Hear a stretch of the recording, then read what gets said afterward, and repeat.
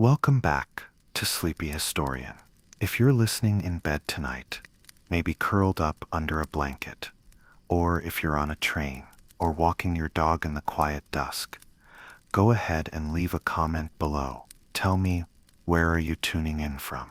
And what time is it right now? We've got listeners from all over the world. I love reading those little details. Now let me ask you a question. What's the most outrageous thing someone has ever sold? A fake Picasso, a miracle cure, a bridge perhaps. People have tried, but tonight's story goes far beyond that. Because tonight, you are going to sell something no one would dare touch. Something that belongs to an entire nation. A monument. Not just any monument. The Eiffel Tower. And no, this isn't fiction. It really happened. Not once, but twice. And the man who pulled it off wasn't just a con artist. He was an illusionist of the highest order, a gentleman rogue, a charming phantom. And in this story you are that man. So get comfortable. Let the world outside fall away. You begin with nothing. Not just poverty, though that is familiar enough, but something more absolute. No place in the world, no voice anyone cares to listen to, no name anyone bothers to remember. You are born in 1890, in a town so small and forgettable that even the maps spell it wrong. Hostine, deep in the Bohemian woods, your father files paperwork for a notary. Your mother folds linens with the intensity of a general plotting a siege. You're not the clever one in school, nor the fastest nor the strongest. You are simply present, watching, always watching. You listen more than you speak. You learn quickly that truth is just another language, one of many, and often not the one people want to hear. At 9, you tell your first real lie. Not a fib, not a joke.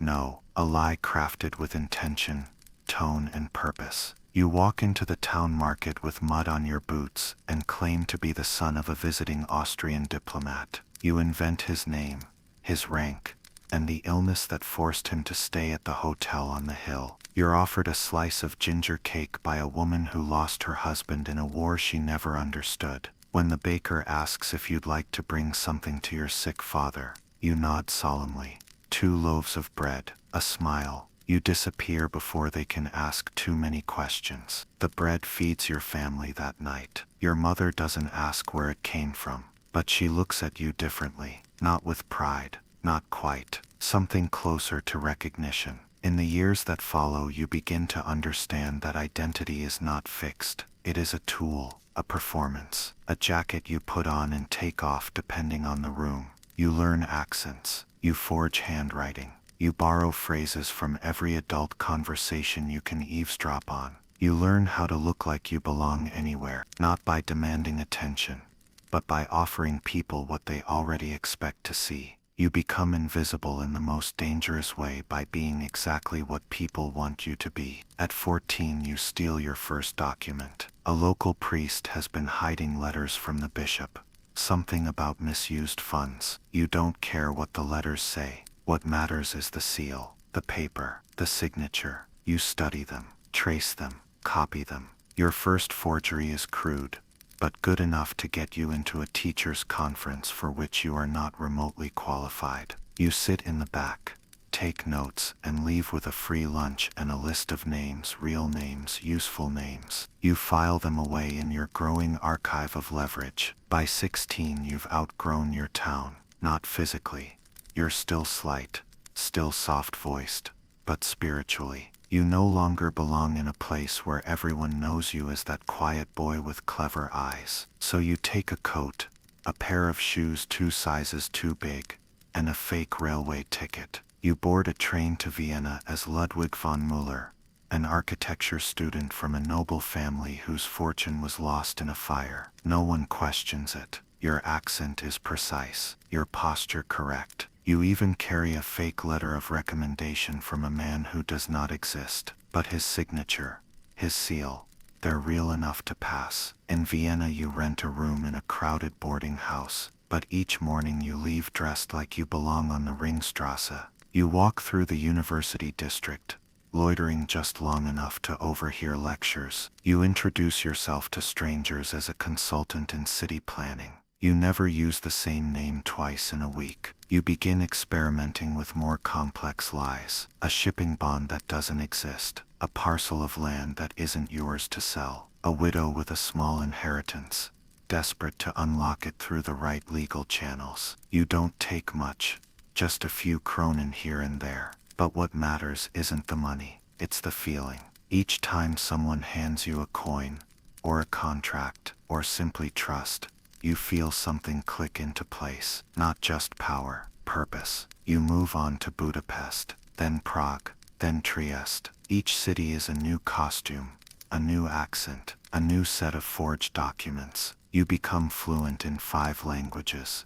But more importantly, you become fluent in people. You can spot a man's weakness in the way he folds his handkerchief. You can guess a woman's ambition by the way she holds eye contact. You read people like newspapers, skimming for the headlines that matter, discarding the rest. Your first major success comes in Salzburg, a casino, a baron, drunk, bloated, lonely. He's looking for someone to listen to his complaints about taxes. You listen. Then you mention a confidential mining opportunity near the Austrian border. You show him a report official looking with diagrams and signatures, all fabricated the night before on hotel stationery. He buys in. You disappear. The money is enough for a tailored suit, a forged passport, and a train ticket to Paris. Paris, even the name tastes expensive. You arrive in spring. The Eiffel Tower looms above the city like a crown of rust and pride. It was meant to be temporary, they say. 100 years, maybe less. No one knows what to do with it now. It is both beloved and hated, an eyesore to some, a symbol to others. You file that observation away. It will matter later. You rent a room in Montmartre under the name Henri Delon, a mid-level bureaucrat with access to sensitive infrastructure reports. You create an entire identity around this man.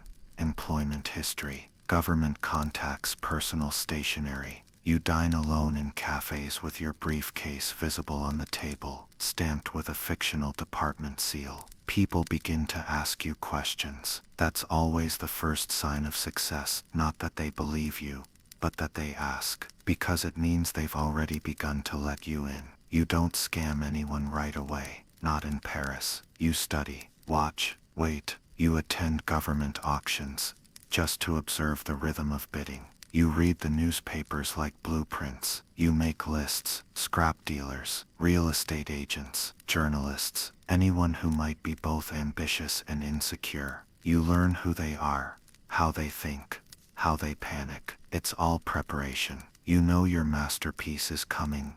You just don't know what it looks like yet. One evening you sit at a cafe on the Champs-Élysées, sipping a coffee you can't quite afford. 2 government men sit at the next table, arguing in hushed tones. One mentions the tower, its maintenance costs, the embarrassment of it, the fact that it might have to be dismantled someday. You don't move, you don't react, but inside, your mind flares like a struck match, because in that moment you don't see the Eiffel Tower. You see an opportunity, not to steal it, not to destroy it, but to sell it. And as you light a cigarette with fingers that no longer tremble, you smile to yourself, not because the idea is outrageous, but because you already know it will work.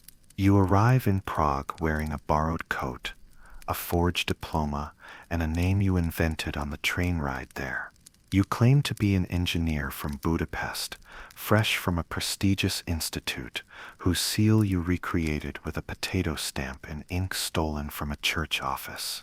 You say you're in town for business, something about canal systems. You say it with confidence, as if you know how water thinks. People believe you. They don't want proof. They want rhythm, voice, a handshake that lingers just long enough to feel real. You give them all of that and more, and in return you're given rooms, meals, introductions. For a week you live as someone else, and when suspicion finally shows itself, as it always does, you're already gone, on to Vienna. Here you are not an engineer. You are a fencing instructor. You wear tight gloves and speak with a nobleman's lisp. You explain to your landlord that you're temporarily displaced from your estate in Moravia due to legal entanglements. You make small talk with his wife. You tip generously. The couple doesn't press you for rent for 2 weeks. It's a rhythm now. Each city is a stage, each name a costume. You are Count Emil Horváth of Hungary, consulting banker. You are Nicolas Denning, industrialist in exile. You are Father Tomas, traveling priest. You are Lazos Varga, publisher of a radical literary magazine that does not exist. You begin to enjoy the game more than the games. Money matters, yes, but not as much as the reactions. The pause, the nod, the sudden shift in posture when someone realizes you are important, even if only in their imagination. You begin keeping a journal, not of truth, but of lies. Each entry starts the same way. Name, profession, accent, confidence level 110. Exit plan. Some entries are short-lived. Some identities only last a day. Others stretch across weeks. You perfect the art of disappearing not by hiding but by becoming too slippery to hold on to. And always you study people, their fears, their rhythms. You learn that bankers are terrified of regulators, that hotel managers fear negative reviews from invisible ministries, that men fear poverty more than death, and women fear being left behind in someone else's story. You begin tailoring your personas accordingly. If your mark is religious, you drop references to God's will. If he's political, you complain vaguely about the monarchy. If he's insecure, you flatter him. If he's proud, you humble yourself first, just enough to let him feel tall. It works. Over and over again it works, but not without cost. There are close calls. In Lviv you are nearly arrested when a forged letter from a university doesn't match a registrar's records. In Krakow, a jealous lover recognizes your voice in the street and shouts your name, your real one. You deny it, of course. You laugh. You must have mistaken me for someone else. And because you're wearing a new hat and a better suit, and because you've put on weight, and because no one expects a liar to look this clean, they believe you. You live out of suitcases now. You own 5 pairs of shoes and 12 identities. You don't sleep deeply. You learn which cities are safe to return to and which ones are already poisoned.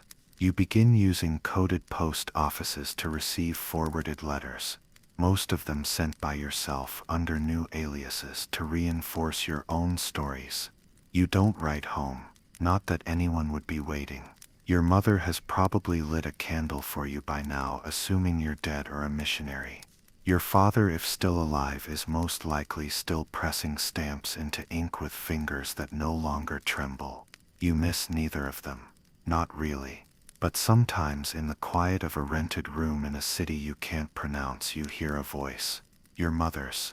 Folding laundry. Saying if you want anything in this life you'll have to invent it. So you do.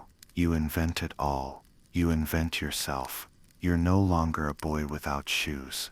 You're a man with 20 faces. And then one day, in a casino on the edge of the Austrian border, you meet a Mark who doesn't blink. A man with a gold tooth and too many rings. You try the usual approach, noble-sounding accent, financial opportunity, quiet persuasion. He smiles. Not because he believes you. Because he recognizes you. He leans in and says, I saw you in Prague. You were selling mining permits. Different name. You freeze. For a moment you consider running. Then he chuckles. Don't worry. I respect a man with style, but you should leave this town by sunrise. Some men here are not so forgiving. You do. That very night. On the train to Trieste you stare at your reflection in the window. Your face flickers under the cabin's lamplight. Sharp cheekbones, tired eyes, a mouth that never quite stops smiling. And you wonder what is the real version of you. The boy with muddy boots, the man with forged bonds, or the ghost that floats between them. You pull a blank passport form from your coat, the last one. You ink a new name slowly with care. This one is important. This one must last. Because you are beginning to feel the weight of the truth. You can keep changing your face, but sooner or later the world starts to remember.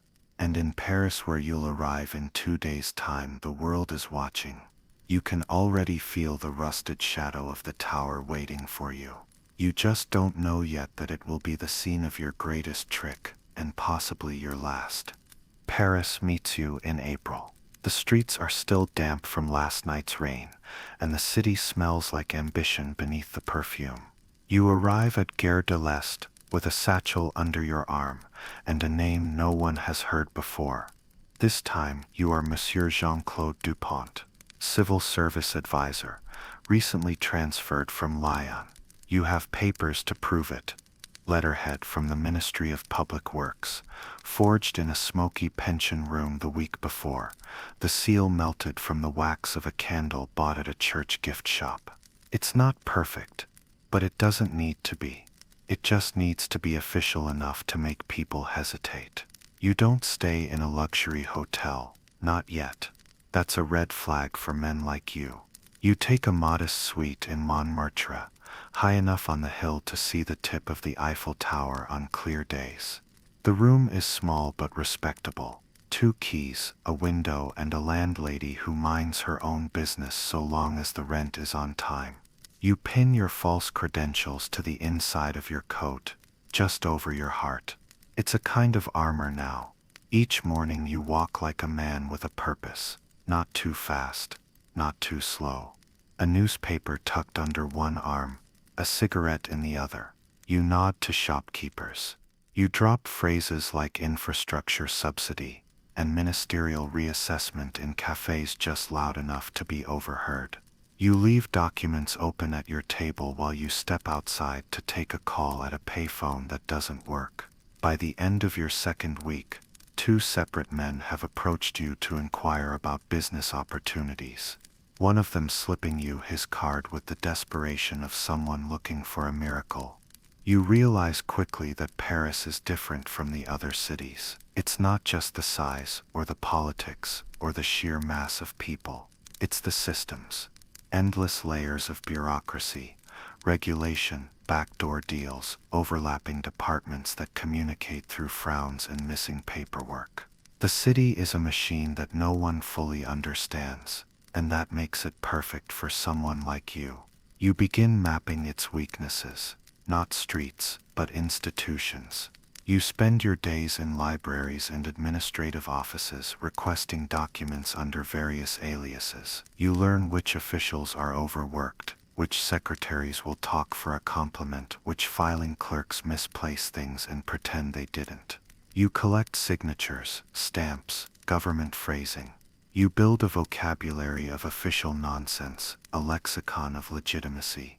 Every day you add a new layer to your disguise until you are no longer pretending to be a government man. You are one, at least, in every way that matters to those around you. Then comes the paperwork. You buy a portable typewriter and modify it to match the spacing used by French government machines. You source old recycled paper from a surplus vendor. You cut new stamps from broom handles, carve lettering with a fishhook, and practice melting wax into perfect, careless blobs. After hours of practice, your forged letters look tired, bureaucratic, boring, which is to say authentic. You start small, a fake authorization letter allowing a hotel to bypass a plumbing inspection. A draft permit allowing an importer to skip a customs delay. In return, you don't ask for money. Not directly. You ask for goodwill, a dinner, an introduction, a future favor. It's the long game, reputation before profit. You're not just building trust, you're building dependence. And as your web expands, your name changes again. Now you're André Pognon, Deputy Commissioner of Administrative Operations. You print new cards. You adjust your haircut. You even grow a small mustache to match the style of a mid-ranking bureaucrat. People greet you with formality. They ask you questions in hushed voices. They expect you to know things they don't. You find yourself slipping deeper into the role. Your handwriting changes. Your voice lowers. You use the passive tone of French memoranda even when speaking aloud. You start to think like a government man, cautious, evasive, always half a step behind the truth. You become the ghost in the system, a name that floats across desks, whispered but never confirmed. Some believe you were transferred from Bordeaux. Others say you were trained by the army. One man swears you were once assigned to the Ministry of War. You never correct them. This is not a disguise anymore. This is identity as architecture. You begin keeping two sets of records. One is real appointments, notes, addresses, amounts owed. The other is a fiction, designed to be discovered in case anyone ever goes looking. The fiction shows you as a mid-level paper pusher, dull, forgettable, harmless. You even leak parts of it to people just curious enough to ask. It works. Most officials assume you're beneath them. Most businessmen assume you're above them. Both are wrong, both are useful. Then one afternoon, while seated outside a cafe along the Seine, a conversation drifts into your ear. Two civil engineers, real ones, complaining over espresso. They speak quickly, as if afraid their own words might escape. Something about repair costs, maintenance contracts. A report that was buried in committee. One of them shakes his head and mutters, "They'll have to take it down eventually. The iron alone is worth more than the city can afford to keep." You don't react. You sip your coffee. You turn the page of your newspaper. But your mind is no longer in the cafe. It's at the base of the Eiffel Tower. You don't know the full plan yet. You don't need to. You have the thread, the possibility, the angle, the lie that sits so close to truth that even the bureaucrats won't question it. The Eiffel Tower was never meant to be permanent. Built for an exhibition. Meant to last 20 years. It's now 1925. The structure is rusting. The war drained France's treasury. The city has more pride than money. You walk to the tower that evening and stare at it as if for the first time. It's a monument, yes, but also a liability. Tall, aging, expensive. Half the city loves it. The other half wishes it would fall over in the night. And most importantly, no one knows who actually controls it. You return to your flat and begin drafting. The first document is a letter from the Ministry of Post and Telegraphs authorizing an internal survey on the structural viability of public towers. You keep it vague, bureaucratic, the kind of thing that floats across desks and collects dust. The second document is more dangerous, a memorandum marked confidential, signed by a fictional deputy director, outlining the early stages of disassembly negotiations related to the Eiffel Tower. You forge them slowly, carefully.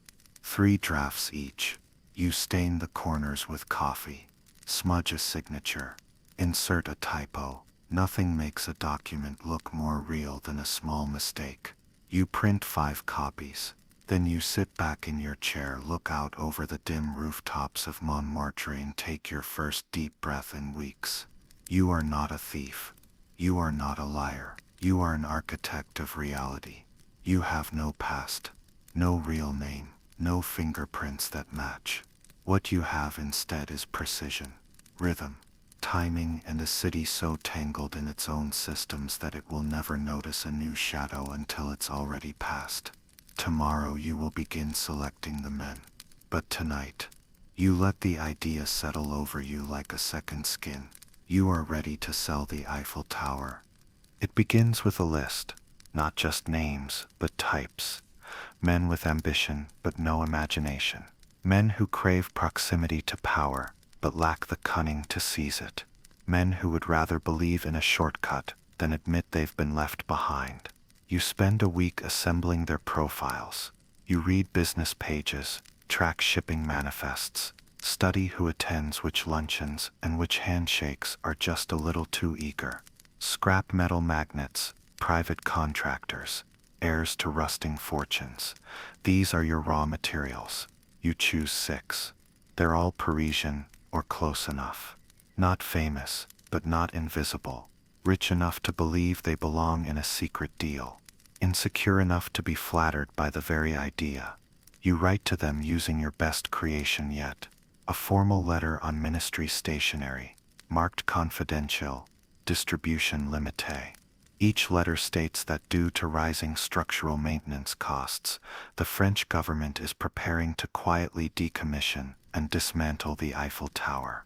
The public cannot know, of course. It would cause outrage, panic, backlash, but the materials must be sold. The process will be discreet. The buyers must be trustworthy. Each letter ends with an invitation to a private meeting at the Hôtel de Crillon. No time is given to think. Just an address, a time, a signature from your false title André Pugnon, Sauce Commissaire Adjoint. You don't wait for responses. You know they'll come. Instead you walk through the city like a man preparing for coronation. Every lamppost, every streetcar, every cafe echoes with the rhythm of possibility. You find yourself watching the tower more often now, not as a structure but as an object, an asset. You wonder how many men have passed beneath it, never imagining they could one day own it, or rather believe they owned it. At the Crillon you reserve a private salon. You tip the concierge handsomely. You arrive late, not too late, just enough to let them feel the weight of waiting. They rise when you enter. You nod, firm but not friendly. They see a government man. You see opportunity stacked in chairs. You speak softly, calmly. You use the language of bureaucracy, phrases like preliminary inquiry and strategic decommissioning. You show them diagrams, real ones, copied from a public archive. You add overlays, marked with invented initials and color-coded sections for resale. You never say the word auction. You say allocation. You never say profit. You say industrial opportunity. You never say bribe. You say administrative facilitation. You slide a small form toward each of them, a declaration of interest, not binding, just symbolic. 5 of the 6 sign it before the coffee is cold. The 6th lingers. He adjusts his cuffs. He says he wants to think about it. You thank him, but in your mind he's already gone. You begin individual follow-ups the next day. Meetings in parks, cafes, private salons. Each conversation tailored. For the older man you speak of national service and economic revitalization. For the younger one you mention expansion. For the proud one you hint at exclusivity. Only a handful of men trusted with this kind of knowledge. You offer nothing. You promise nothing. But you allow them to imagine everything. And they do. Then one night a man named Poisson asks for another meeting. He arrives nervous, sweaty, overdressed. You take him to a quiet brasserie on Rue Saint-Honoré. You order for him. You speak in low tones. He leans in, his voice cracking slightly. I want to be the primary buyer. I have the means, the equipment. I can handle the entire dismantling discreetly. You nod slowly. Discretion is everything. He nods too fast. Of course. And I'd be willing to facilitate this arrangement. Personally. He reaches into his coat, an envelope. You don't touch it yet. Instead you pause. You tilt your head like a man about to make a very dangerous decision. This deal does not exist, Monsieur Poisson. If it ever became public knowledge, we would all be ruined. He swallows. I understand. You take the envelope. You nod once. He exhales. You both finish your wine in silence. That night, back in your room, you open the envelope. 250,000 francs. In small bills, bound tightly. There's a second envelope, a separate one, smaller, thinner. Inside 20,000 more. A gift. For you. You hold it in your hands for a moment, not because you need to count it, but because you want to feel its weight, the weight of belief, of greed, of dreams purchased on government letterhead and whispered promises. You don't celebrate. You don't laugh. You don't even smile. You fold the bills into your case, sit down at your desk and begin packing. not just money, not just clothes. You begin packing your existence. By morning you are gone. The hotel room is empty. The name on the register vanishes. The train ticket is under a different name. Your mustache is gone.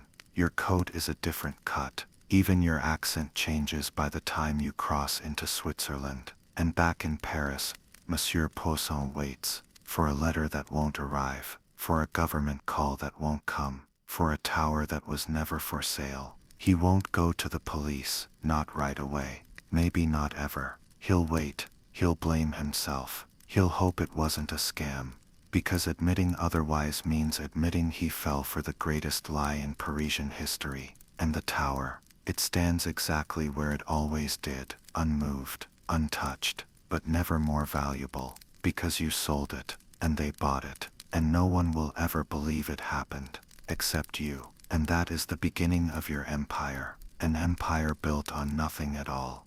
They say you were born without a face. Not in the literal sense, of course. You had one, surely, but in every city you entered, in every deal you pulled, your face changed just enough that no one could quite describe it afterward. A square jaw became an oval. Brown eyes lightened in memory. A scar appeared and disappeared depending on the retelling. You weren't faceless, you were formless. This wasn't a gift, it was a craft, and you honed it like a surgeon. In the mornings you'd stand before a mirror, not to groom but to choose, who would you be today? A government inspector with a precise center part and a stoic brow, or a finance officer with slightly hunched shoulders and a pocket full of clipped speech. A scarf could soften your jawline. A pair of tinted lenses could age you 10 years. You didn't just change clothes, you changed posture, breathing, belief. By now your tools of transformation filled an entire suitcase: mustache wax, 2 types of spectacles, a dozen forged identity cards, cologne bottles with other men's names scratched into the glass. Even your handwriting could adapt, morphing between meticulous bureaucratic cursive and the lazy scrawl of a tired official. And the most critical tool of all, your silence. You had learned that people remember what you say far less than how they feel when you say it, so you made them feel important, trusted, clever even. And that way they'd invent the version of you they wanted to believe. You learned to mirror. You mirrored ambition in financiers, wariness in civil clerks, authority in middle managers, and pity, oh yes, pity, in border guards who thought they'd caught you lying, until you told them a sad enough story about your dying aunt and a missing birth certificate. Your life became a collage of men you'd met and discarded, each version of you a stepping stone to the next. But even as you played these roles you began to notice something: the more faces you wore, the harder it became to remember your own. You stopped signing your real name, not just on paper but in your thoughts. You spoke languages without accents you were born with. You dreamed in rooms you'd never lived in. The boundary between lie and identity blurred so thoroughly that you started to wonder if the first con was yourself. Still you moved forward, because Paris required it. You needed to re-enter the tower's shadow, but not as the man who had almost been caught. Not as the legend people were beginning to whisper about. No, this time you would return as someone else entirely. Not a ghost, not a fugitive, but a man so official, so boring, so profoundly entrenched in the machine that no one would dare to question him. That meant starting over. So you invented Claude Delone, a middle-ranking official in the Ministry of Equipment and Transportation. Not flashy, not too obscure, just useful. The kind of man whose name never appeared in newspapers, but whose signature appeared on supply invoices and routine approvals. You spent a month building Claude. You forged a personnel file and planted it quietly in a shared office at the ministry, easily discoverable by a bored junior clerk. You bribed a typist to leave your name in a government directory. You mailed 2 letters to unrelated civil offices requesting records on behalf of Deputy Director Delone. You even attended a public council meeting in Orléans, seated in the back row, nodding at budget statements like a man who genuinely cared about road repairs.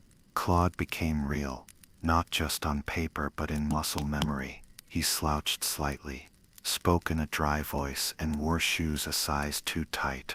He used words like procurement and fiscal pathway. He hated espresso. He carried a notebook but never wrote in it. Claude had no enemies, but more importantly, he had no charisma. He was perfect. When you returned to Paris, you wore Claude like a skin. The Eiffel Tower stood in its usual majesty, iron against the sky, but now you looked at it not as a monument or a target, but as a formality, a detail. Just another file in Claude's vast portfolio of meaningless infrastructure concerns. And that's how you began the second phase of your plan, not as a con man but as a civil servant. You walked into ministry offices with a dull expression and a tattered briefcase. You attended 2 meetings. You got stuck in a conversation about municipal scaffolding guidelines. You forged signatures on memos that no one ever read. And then finally you slipped a document into circulation. It was innocuous. Just a preliminary evaluation of structural surplus in capital monuments. No names, no accusations, just an internal suggestion that the Eiffel Tower might be due for strategic divestment. No one paid attention, until 2 weeks later when another official referenced the document thinking it was real. That's how myths are born in government, not by shouting but by whispering into the void until someone else echoes it back. You had succeeded. Again. But something felt different this time. It wasn't the thrill. It was the distance. You were playing a role so deep, so mundane, that even you struggled to remember what came before it. You started forgetting meals. You missed a hotel checkout because you were writing real reports for fake departments. You once caught yourself drafting a legitimate memo about city sewage upgrades just because you were bored. And that's when it hit you. You weren't conning Paris anymore, you were becoming Paris. Not the romance, not the wine and song, but the red tape, the hollow rubber stamps, the perpetual shuffle of documents from one inbox to another. You had learned to be anyone, and now you risked becoming no one. So you made a choice, one last identity, one final persona. Not Claude, not Andre, not DuPont or Delone or whoever came before, but a version of you stripped of everything but the ambition. The man who wouldn't just sell the Eiffel Tower, the man who would do it twice. You walk the streets of Paris like a man walking through an old photograph. Everything looks the same, but slightly out of focus. The cafes, the plaques, the rhythmic ring of tram bells, the tower looming in the distance, like a proud aunt too vain to admit her age. But you know better now. You know what lies beneath the glamour. Cracked stonework, rusted pipes, ministers half asleep during budget hearings, clerks too overwhelmed to notice a forgery slipped between pages 17 and 18. This isn't the city of lights. This is the city of loopholes. You no longer feel awe when you see the Eiffel Tower. You feel inevitability. Because you're not admiring it anymore. You're studying it. Not its architecture, but its perception. You watch how tourists gaze up, mouths open like children. You listen to the way Parisians mention it, dismissively, like a relative you're obligated to love. You read a magazine column that calls it an aging iron embarrassment, and file that phrase away like ammunition. The public, you realize, is already halfway convinced. All they need is a whisper. That's the secret to selling a lie in Paris. Don't shout it from the rooftops. Let it glide in through the sewer grates and rise like steam through the cracks in the boulevards. And so you begin planting again. A comment in a cafe, just loud enough. A poorly printed internal memo accidentally left behind in a rented Citroën. An anonymous editorial questioning the tower's maintenance budget. A briefcase full of rust samples mailed to a journalist with the note, "Would you trust this to hold its weight in wind?" You don't need to convince the world. You just need the idea to seem plausible. And in the chaos of post-war France, plausibility is the most powerful currency. Steel is expensive. Government coffers are drained. Parisians are weary. And the Eiffel Tower, as one evening paper says in a trial balloon headline, casts a longer shadow than light. Perfect. You now resume your identity as Claude Delon, but sharpened. You wear darker suits now. You speak with firmer cadence. You aren't hiding anymore. You're presenting. At a cocktail gathering for infrastructure contractors, you sip wine and mention Phase 2 of the capital restructuring plan.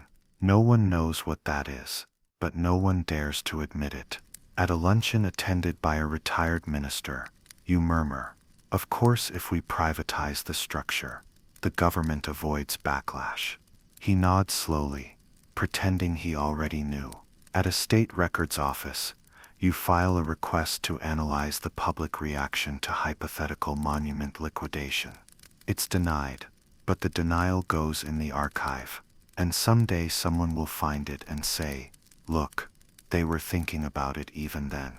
All of it is fiction, but once enough people react to it, fiction becomes record.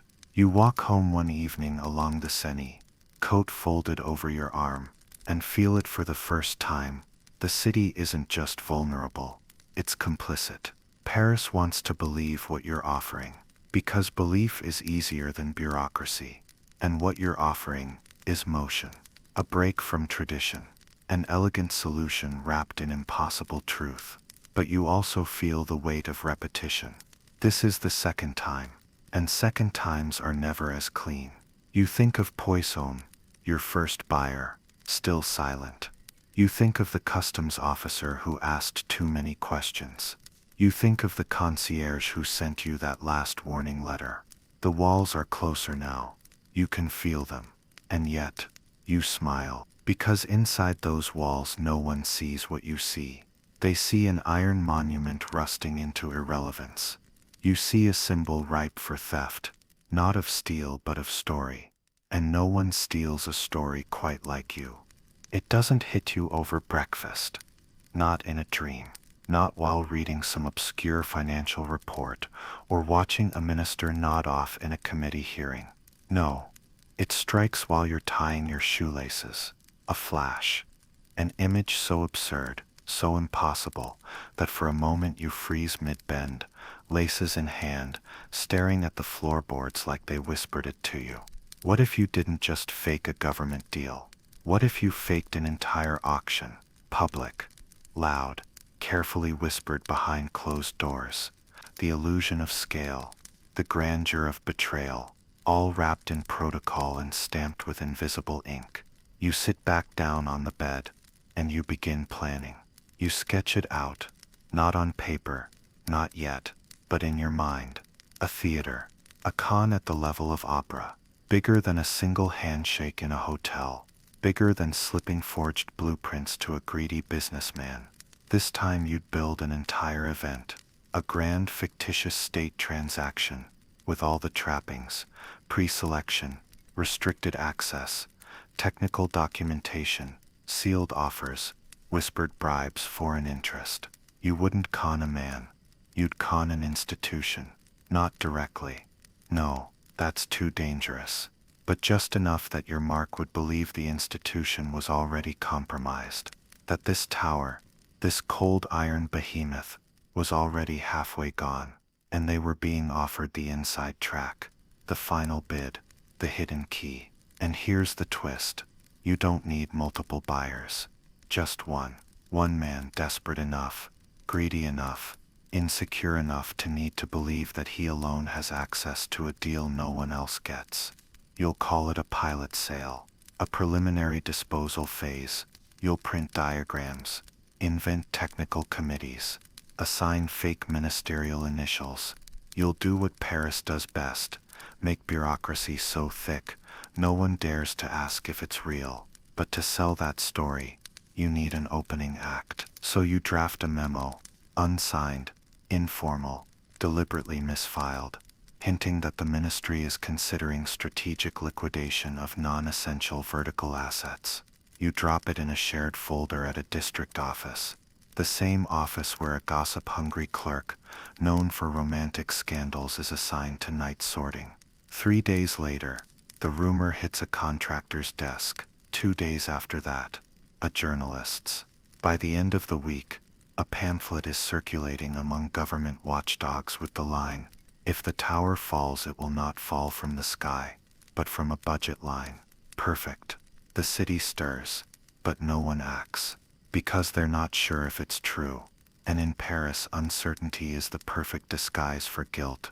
You begin assembling your persona, Jacques Delmar, liaison officer for the Commission for Transitional Asset Dispersal. Not flashy, just real enough to seem overworked, underpaid, and sick of explaining himself. You get a wax seal made. You stamp it on envelopes with exactly 2 typos. You fold paper in government thirds. You coffee stain one dossier, burnish the corner, and slide it into a folder labeled Archives, second-tier approvals. Then you send it to one man, not yet a buyer, just a candidate, a scrap metal dealer named Louis Menard. Fat fingers, thin patience. His office overlooks a recycling yard, and his name appears twice in municipal contract award logs, once in bold, once crossed out. Exactly the kind of man who feels close to power but never quite inside it. He's perfect. The letter is simple. You have been shortlisted confidentially for consideration as an operational dismantling partner for Project Étoile Inversée. Attend a private briefing. Details enclosed. Do not disclose receipt of this communication under penalty of contract nullification. That last part is key. You don't threaten arrest. You threaten exclusion. Because men like Menard aren't afraid of prison. They're afraid of missing out. You wait. And he shows. Of course he does. At the cafe on Rue du Bac, he arrives in a rented coat and a borrowed watch. He orders wine he doesn't understand. And when you hand him a file marked confidential, eyes only, his hand trembles as he opens it. Inside, schematics, signatures, a timeline of materials salvage potential, all fake, but so detailed, so dry, so boring it has to be real. "Why me?" he asks, trying to sound skeptical, but you can hear the hope scratching at his throat. You lean in, not threatening, just tired, like a man who's done this too many times and wants it over with. Because everyone else is too visible, too noisy. You're off the books. Just enough. That's valuable. His chest swells. You let it. Then you stand. Leave the envelope. Leave the wine. Leave him with the weight of decision. As you walk into the night, the tower looms to your left, silent, watching. But this time it doesn't intimidate you. It feels like a stage curtain. And you're holding the spotlight. You write the first letter slowly, not because you're unsure of what to say, but because you're choreographing how it will feel in the recipient's hands.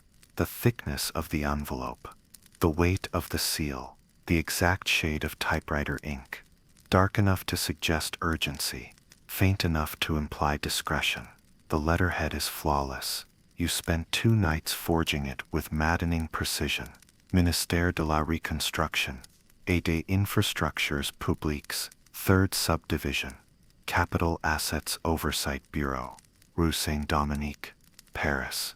That's not a real bureau, of course, but it sounds like one that would exist.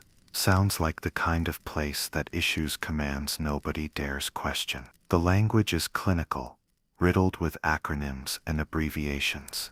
It references decrees that don't exist and appendices that never will. But the final paragraph is always crystal clear. You are invited to submit a closed bid regarding Operation Étoile Inversée, classified Tier 2, internal circulation only.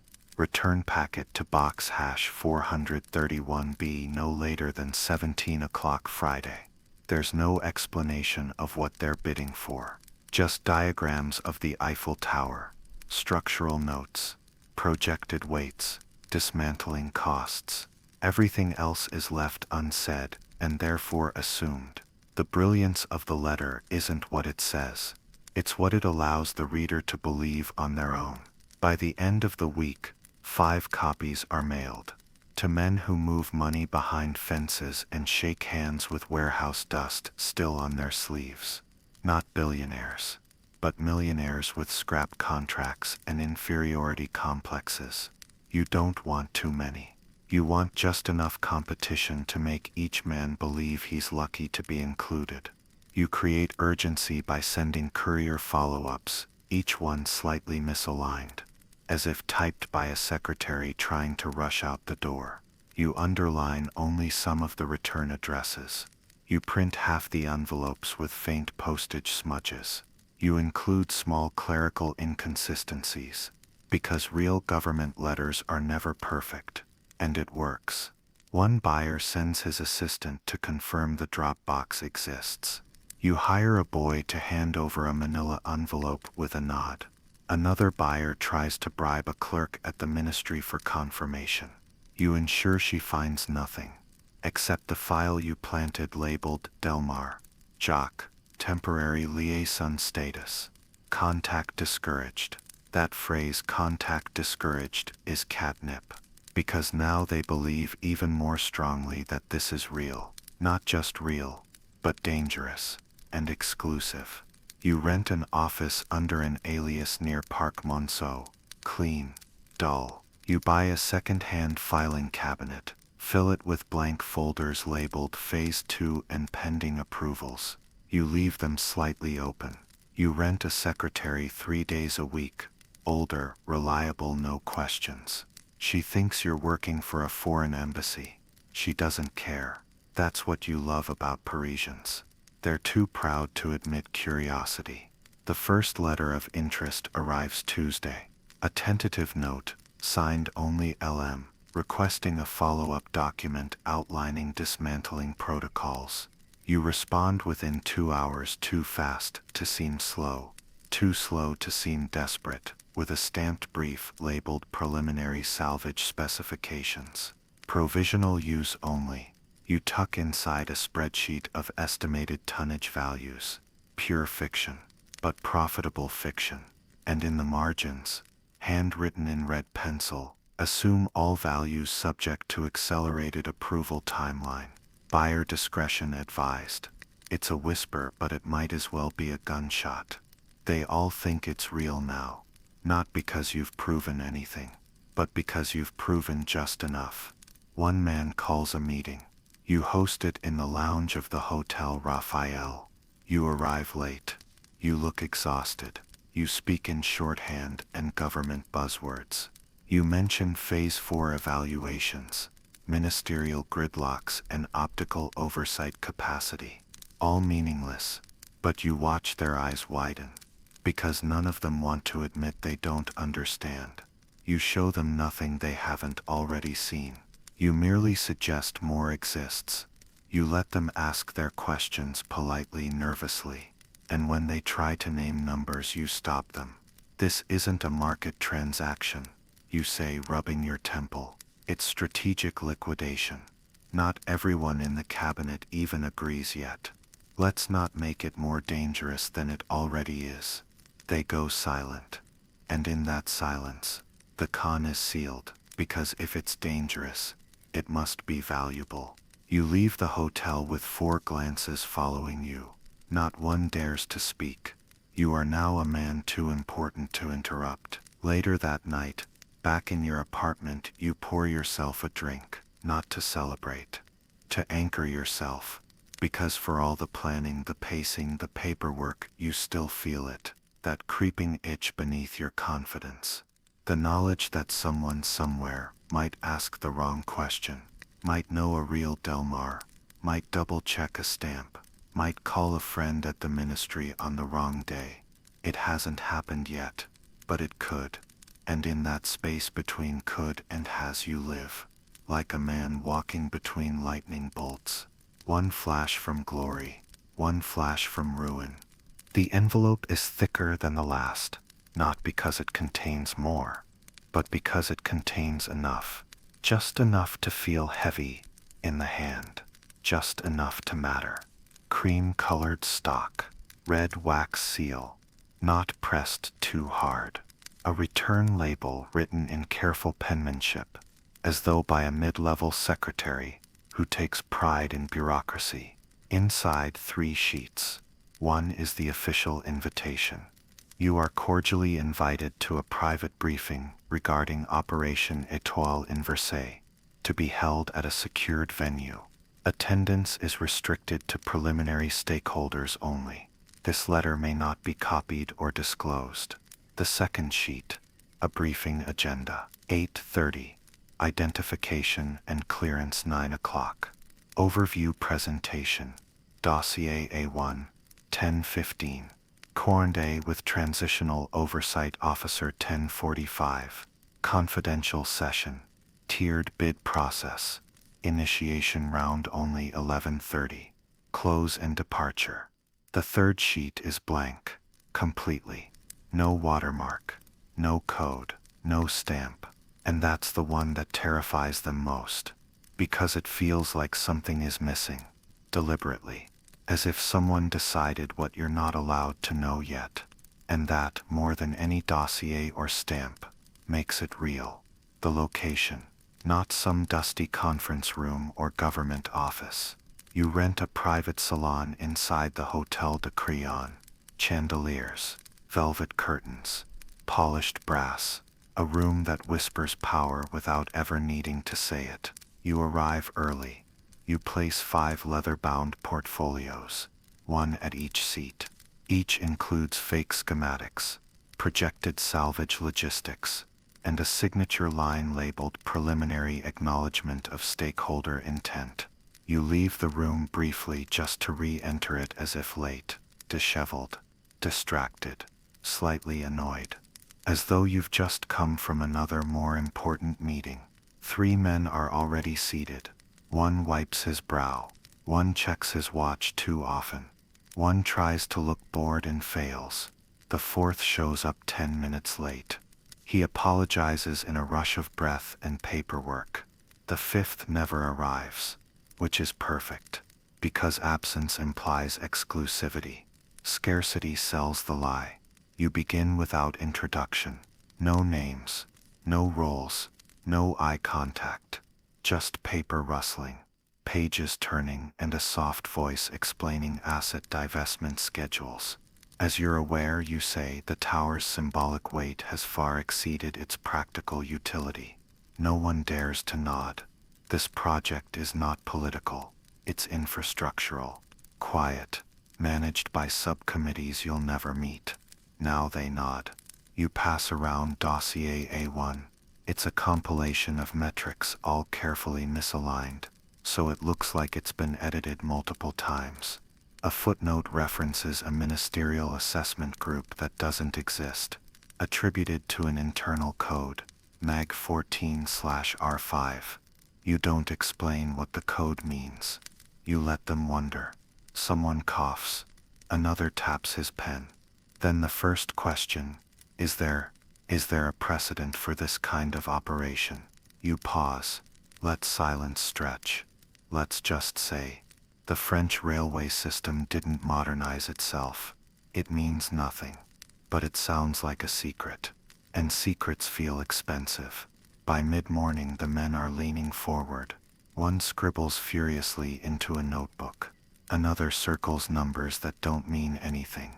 Someone flips to the back page 3 times, searching for fine print that isn't there. You offer no tea, no coffee, no croissants.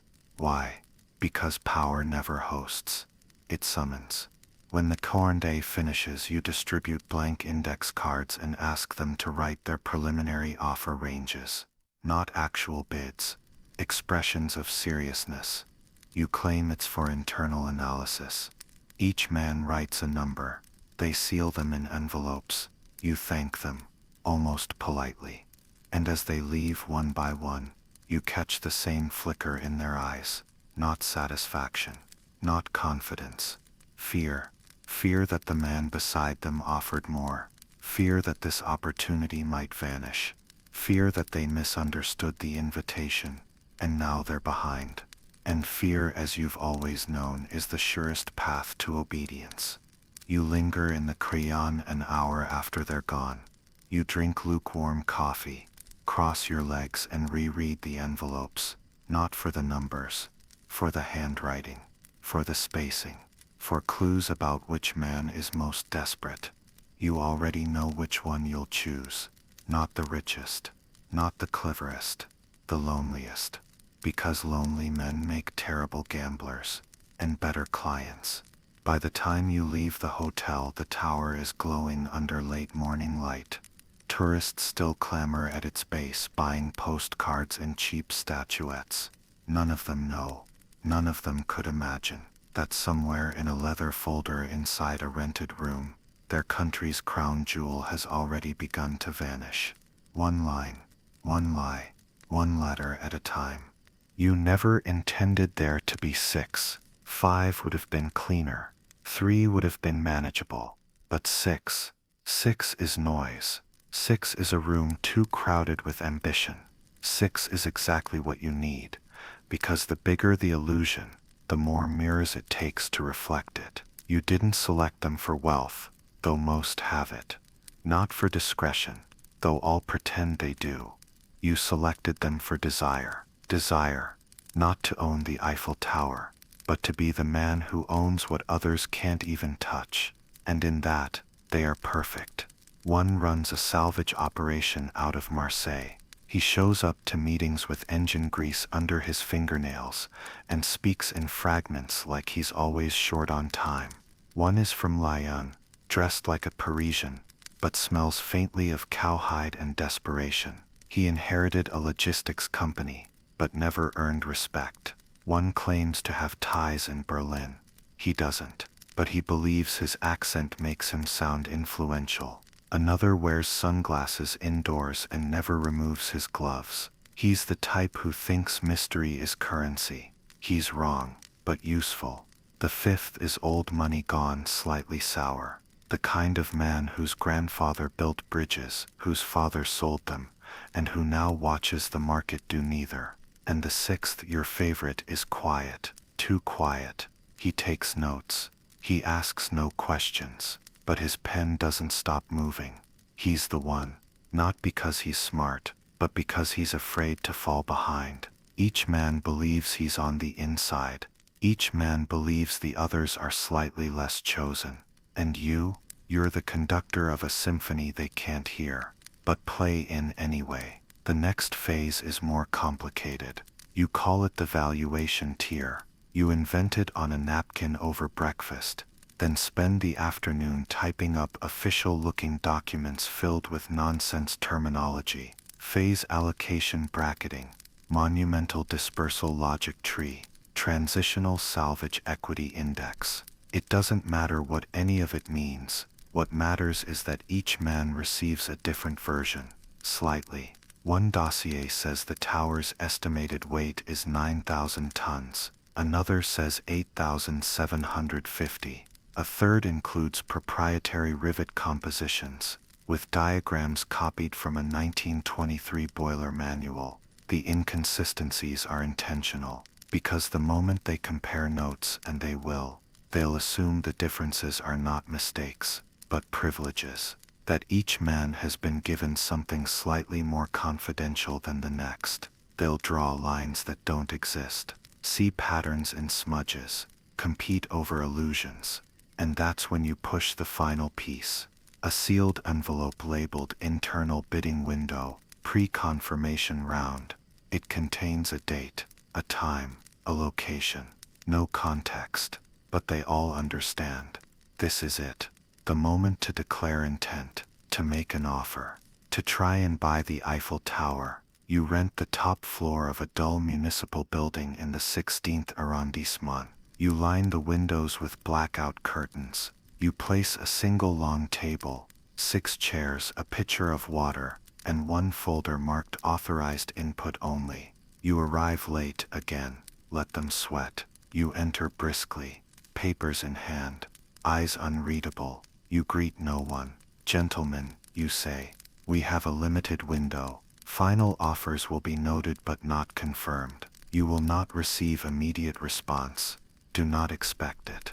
They nod. Some try to look calm, others don't bother. You distribute a single sheet to each man, blank with a line at the bottom. Stakeholder expression of interest, confidential valuation offer. Each man writes a number. None of them speak. You collect them. Do not read them. Do not even look down. You place them into your briefcase, and then you say something that none of them expect. This process never happened. You pause, then smile. But it will be remembered. And you leave. Not rushed, not dramatic. Just gone. Down the stairwell, out into the gray Parisian morning, briefcase in hand, heart steady, because it's done. Not the deal, the illusion. The moment they step outside, they'll begin to doubt. They'll call each other. They'll compare numbers. They'll try to guess the winner. They'll question the silence, and none of it will matter, because the Eiffel Tower hasn't moved, but in their minds it's already sold, and you're the only man who knows. It never even came up for sale. He comes to you in the rain. No appointment, no warning. Just the sharp knock of knuckles on the glass of your temporary office door. You glance up from a fake report you weren't reading anyway. Through the distorted pane, you see the outline, hunched shoulders, soaked overcoat, a man holding desperation like an umbrella he forgot to bring.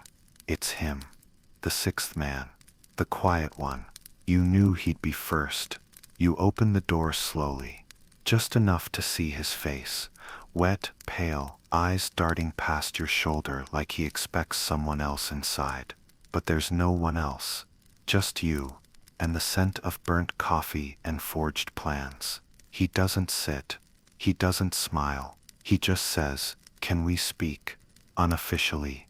You nod, because in your world everything is unofficial. You close the door behind him. He fidgets with his cuffs, soaked sleeves sticking to his wrists. He's not nervous because he doubts you. He's nervous because he doesn't want to say what he already knows he will. I'm prepared to make a formal commitment. You don't answer. You don't blink. You wait.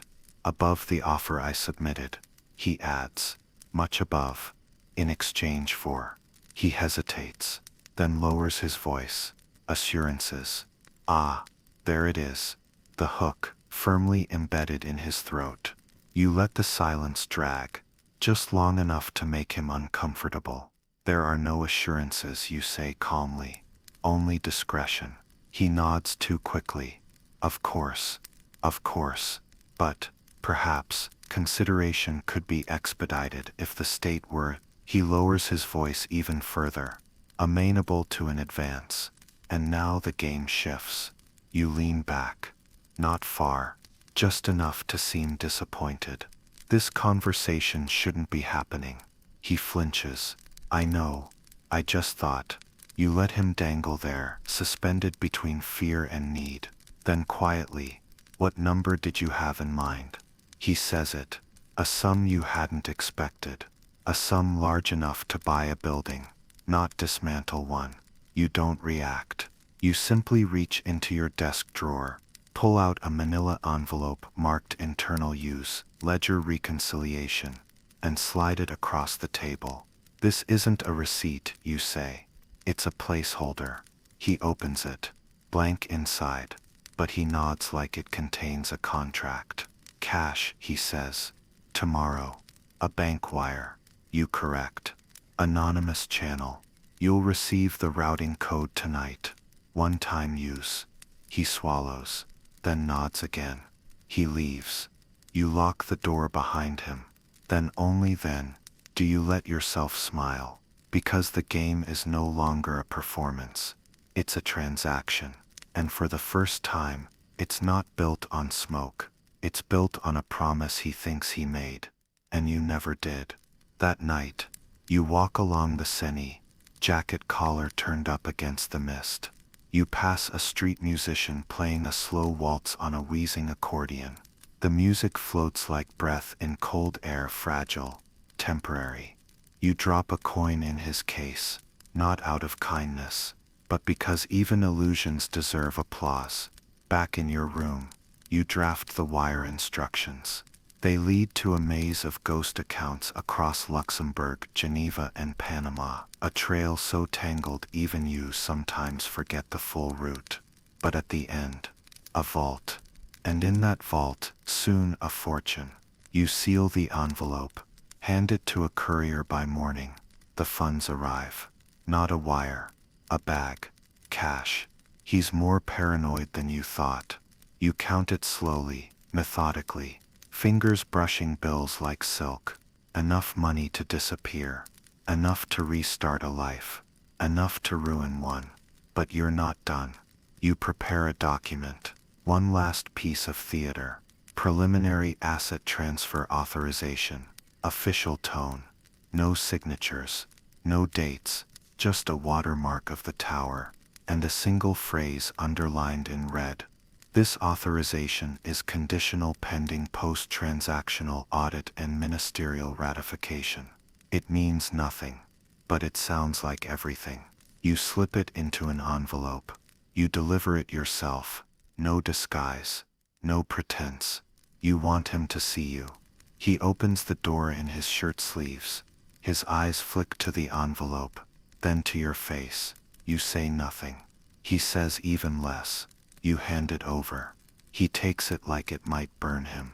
We won't speak again, you say. It's safer that way. He nods. He doesn't close the door. He just stands there staring.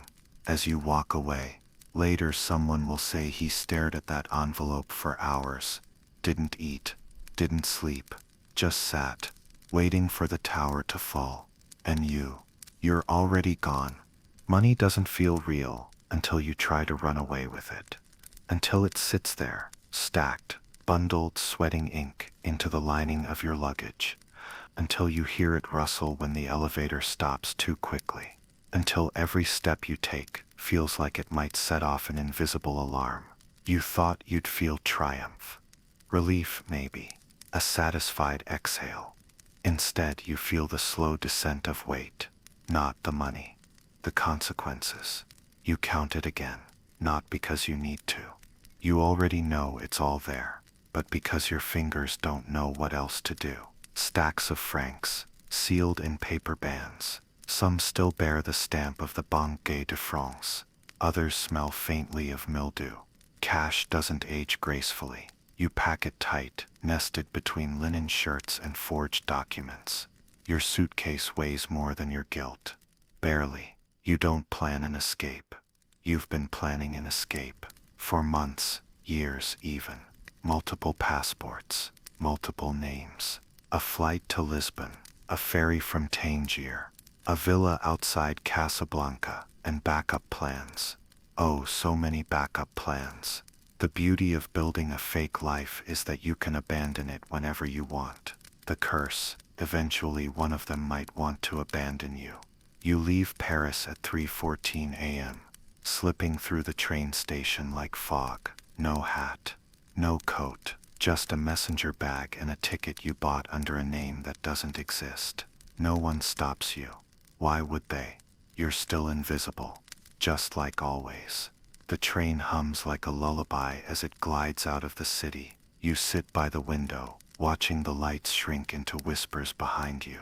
The tower is out of sight. But in your mind it looms bigger than ever, not as a monument, as a memory, as a trick you pulled so well that you almost forgot it was one.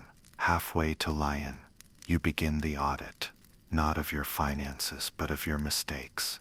Mistake 1, letting the buyer see your face. Mistake 2, using a bank account with even a whisper of a connection to Paris. Mistake 3, believing the con was over when the cash changed hands. It wasn't. It never is.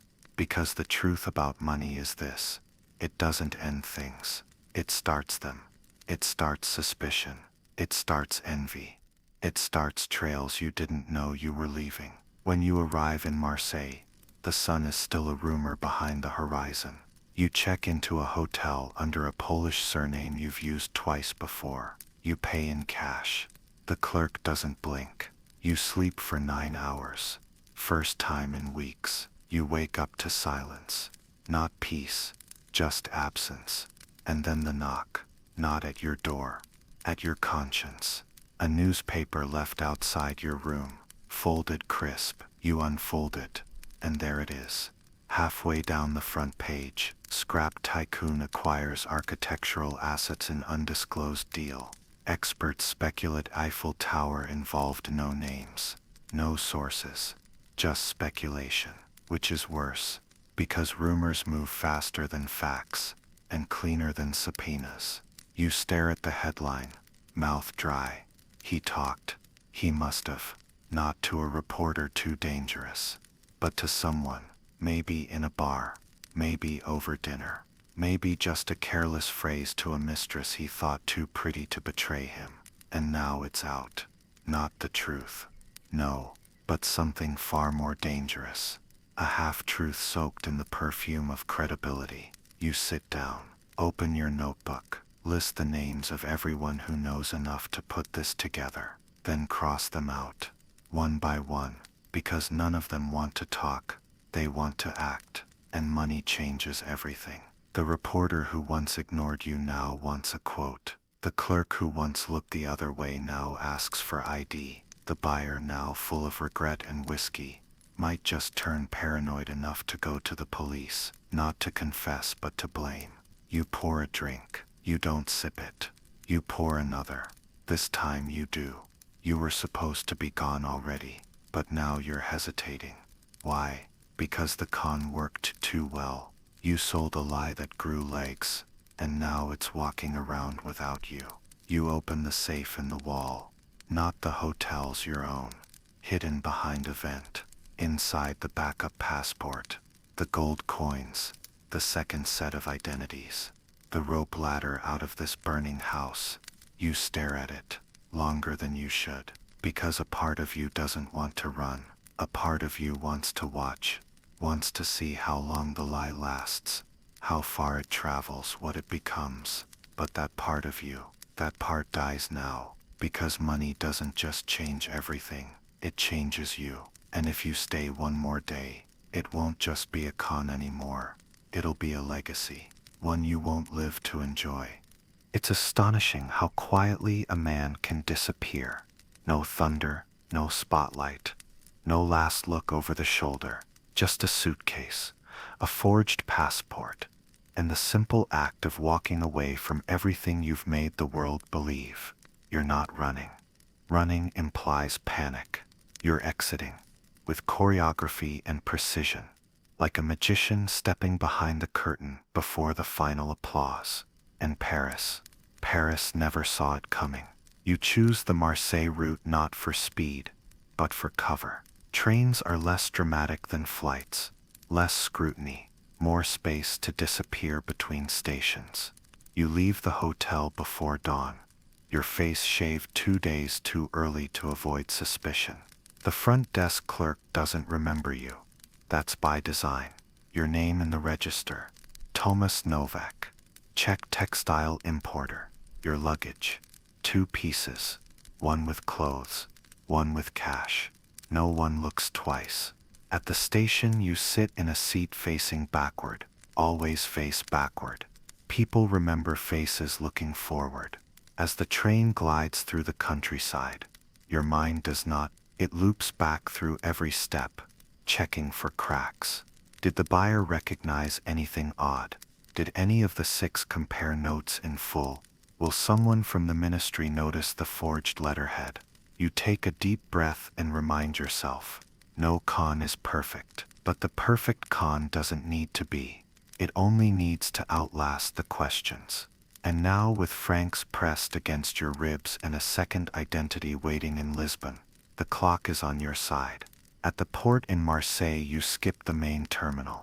Too obvious, too clean.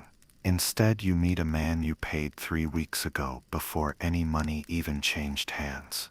His boat is rusted, his French is terrible, and his handshake is sticky with fish oil. Perfect. He doesn't ask your name. You don't ask where the fuel came from. At sea the salt stings your face. The sky is flat, a tired shade of pale steel. No romance, no poetry, just the space between borders. It takes 11 hours to reach Tangier. By the time you dock, your passport is Spanish. Your name is Luis Moreno. Your accent, practiced. Your backstory, rehearsed. A textile trader with a silent partner in Brazil, discreet, nomadic, unremarkable. You know how to live small. In Morocco, no one cares where you came from.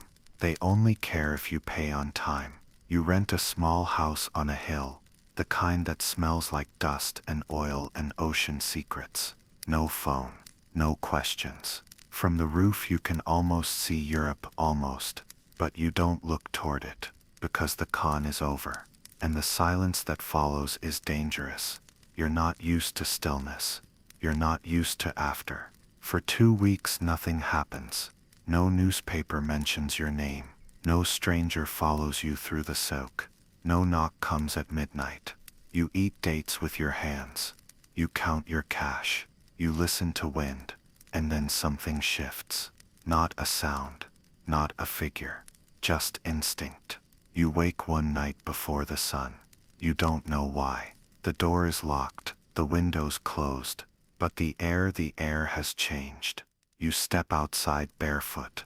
The street is empty. But it feels like someone just turned the page on your story without your permission. You call it paranoia. But you pack anyway. You stash the cash in 3 places now. You sew some into your jacket lining. You burn the forged documents. You memorize a new name. Vincenzo Carbone, Milanese steel consultant. You head to the docks and buy passage north. Casablanca to Naples. The boat leaves in 4 days. Until then you wait. You walk only at night. You eat where no one knows your face.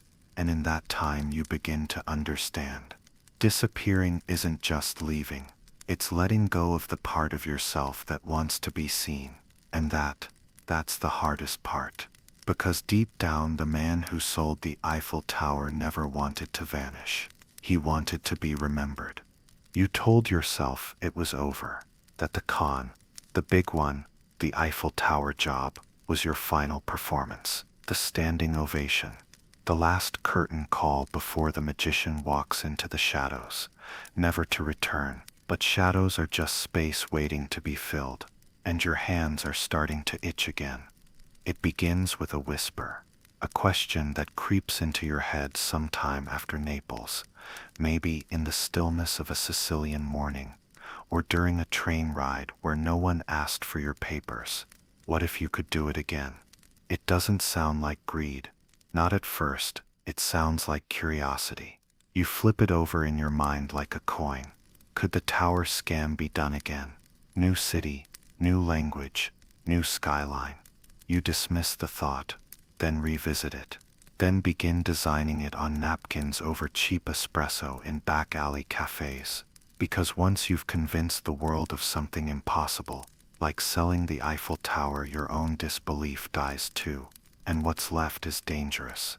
Possibility. You start small. First, research. You visit embassies, not as a criminal, but as a consultant with vague interests in urban infrastructure. You buy documents no one should be selling. You find out which governments are quietly looking to privatize assets, bridges, rail depots, power grids. But you're not looking to buy. You're looking for the next illusion. And then in Vienna, over a shared bottle of wine with an exiled Polish bureaucrat, you hear a phrase that stings like flint on dry paper. There's talk the Prater wheel might be shut down. The Prater, the famous Ferris wheel, a relic, a landmark, beloved but increasingly expensive to maintain. You lean in, you ask nothing, but your mind has already begun, because you know landmarks are more than structures. They're stories, and stories can be rewritten. You move cautiously. You begin gathering press clippings, whispers from city council meetings, maintenance records, budget cuts. The ingredients are all here. What you need is the wrapper. In Paris, it was infrastructure modernization. In Vienna, it could be heritage transition. You begin crafting the fiction. The Austrian government is forming a committee to explore the controlled dismantling and relocation of the Prater Ferris wheel to a private site. Due to public backlash risks, the effort is confidential and limited to pre-vetted investors. Non-disclosure agreements, discreet site visits, whispered invitations. Sound familiar? It should. You're running the same play. But this time, the stakes feel higher. Because this time, you know what success costs, not just in logistics, in paranoia, in identity. You'll need a new name. Again, you'll need new documents. Again. But most of all, you'll need to believe it can work. And strangely, that's the easiest part. Because in the quiet spaces between your scams, you've come to learn something unsettling. Truth feels weaker than performance. People don't want facts. They want conviction. And no one sells conviction like you. You begin drafting letters. This time with better phrasing, more elegant seals, even fake legal footnotes in tiny fonts no one will ever read but will respect. You rent a flat in the 7th district. You wear cufflinks again. You relearn your German. You become someone else again. And each step, each transformation, each false document, it doesn't feel risky. It feels inevitable, like you were never meant to vanish, only to pause. The plan comes together faster than last time, because you know where the pitfalls lie. You know what people want to hear. And more importantly, you know no one ever believes the same scam can work twice. But that's the biggest illusion of all, because in your experience, it's easier the second time. At first, he's just another name on the list, another investor, another wealthy man drawn in by your carefully seeded rumors and elegant stationery. His shoes are polished. His accent is vague. His business card is intentionally underwhelming. Just initials, a phone number, and the word consultant. Perfect. You've seen his type before, reserved, self-important, cautious to the point of paranoia. You know how to handle men like that. So you smile the way you always do. Offer the envelope. Pour the wine. Tell the story. The pitch is smoother now. You've refined every word since Paris. You speak of maintenance costs, public pressure, strategic cultural repositioning. You cite fabricated directives, forged documents, and quietly name-drop bureaucrats who will never know they've been mentioned. And he nods. Oh, he nods just right. He takes the bait slowly, like a man chewing through layers of red tape in his head. But something's off. You can feel it in the pauses, the rhythm of his questions. They're not curious. They're rehearsed, not probing. Probing for you. The first time he slips, it's subtle. Have other national landmarks ever undergone such private transitions? His tone casual, but too precise. The phrasing is wrong. It sounds like a man reading from a report, not a man seeking opportunity. You brush it off. Mention the Eiffel Tower, vaguely, the way you always do. Just enough myth to keep the story alive, never enough to incriminate. But then he presses. Fascinating. I read something once. Wasn't there a man, French I think, who sold the tower itself? He smiles. Too wide. Too knowing. And in that moment, the back of your neck tightens. You laugh. Of course you laugh. Deflection is the oldest trick you know, but your fingers twitch, because behind that smile isn't admiration, it's recognition. You excuse yourself. You call for more wine. You change the subject, but you already know. This one is different. Later, alone, you pull his business card back out. Run it between your fingers. Feel the texture, the weight, and for the first time in years you trace the number. Not to a company, to a government directory, not Austrian, Interpol. You don't panic. You plan, because if they've sent someone, it means something terrifying. They believe the myth. They think the tower job was real, and now they're chasing ghosts. You consider canceling everything, deleting names, burning papers, disappearing again. but your pride resists. You've spent weeks preparing this stage. You've assembled the cast, the props, the script, and now an unwanted actor has appeared. So what do?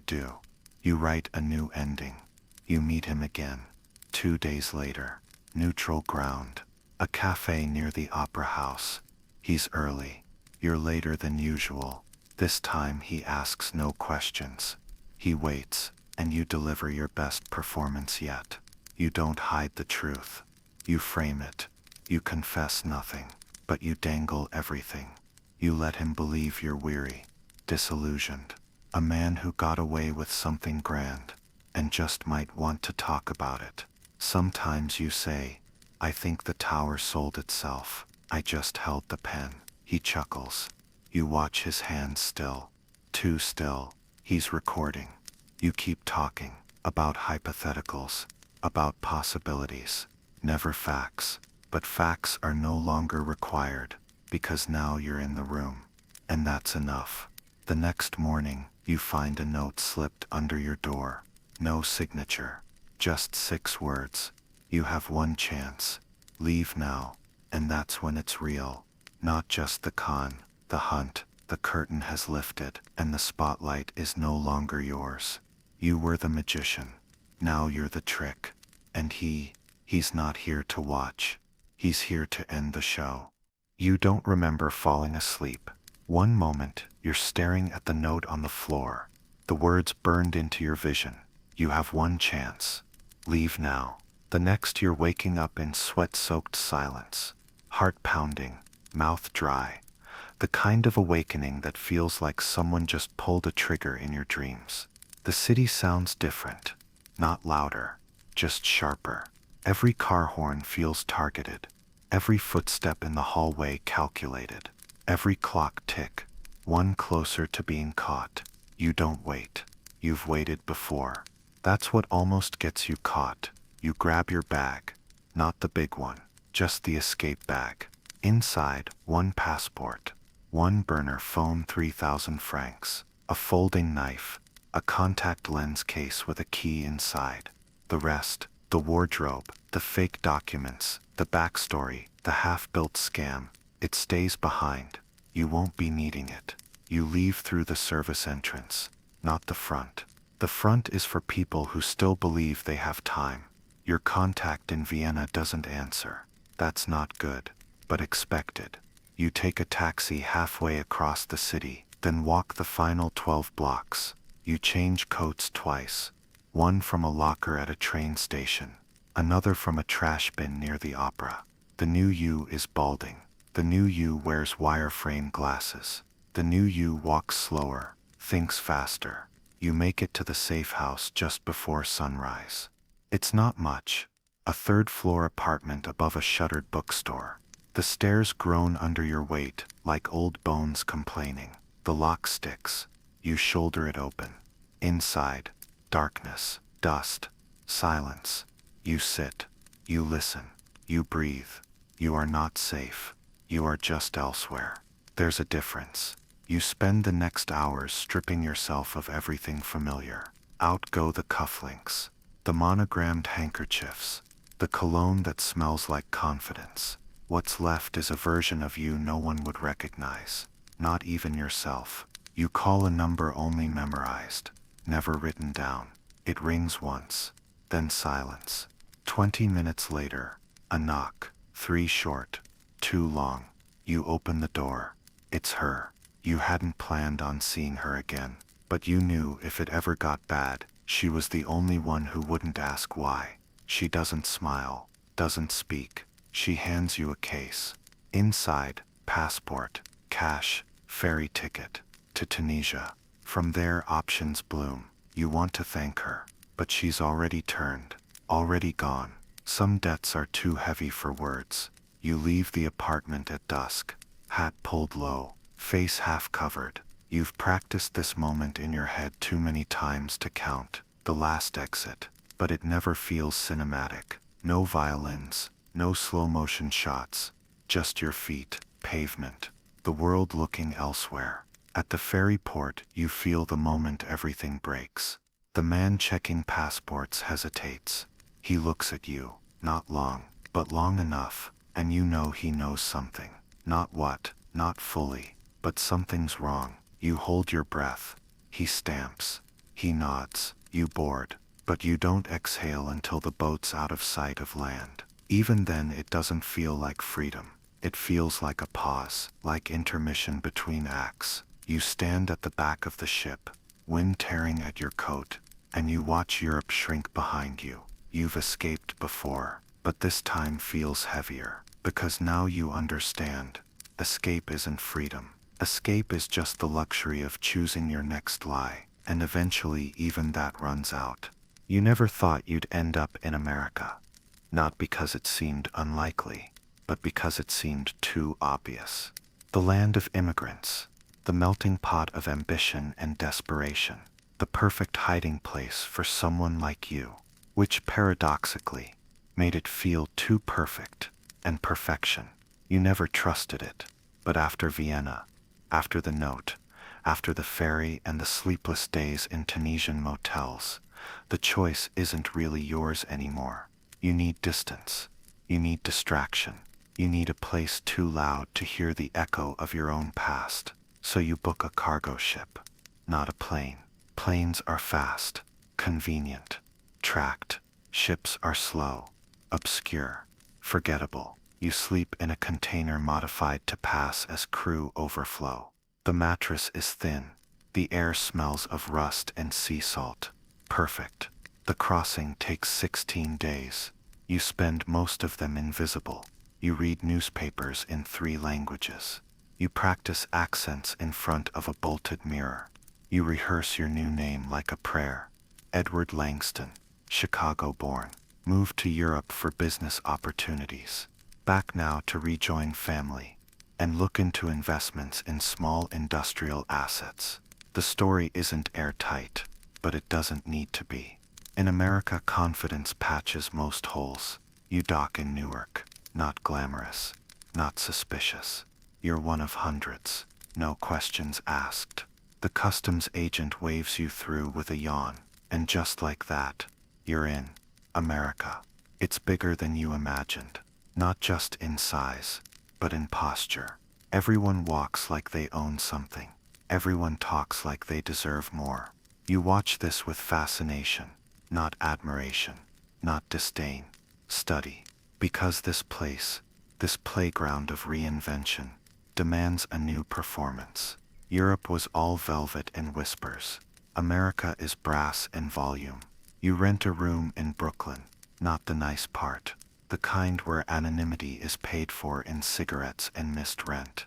You spend the first week listening, at diners, on subways, in barber shops, learning the rhythm, the slang, the speed of this new world. It's electric. It's unpredictable. It's inviting. You make your first American dollar posing as a foreign antique scout for a collector that doesn't exist. Just a phone number. Just an accent. You charm a pawnbroker out of 2 crates of silver cutlery and 1 broken watch. Flip them in Queens. Pocket $400. It's small time, but it's oxygen. From there you expand. You find the names that move fast and think slow. The mid-level hustlers. The overconfident middlemen. People who think a European accent equals expertise, and you give them exactly what they want. Mystery, authority, false urgency wrapped in perfect diction. Soon you're not just surviving, you're growing. Fake import deals, phantom suppliers. You learn to sell things that haven't existed for years. You don't steal, you promise. And promises are the easiest currency in this country.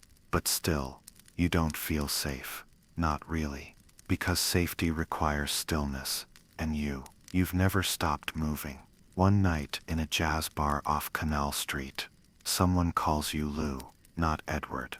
Not your name that night. Not any name you've used in weeks. Just Lou.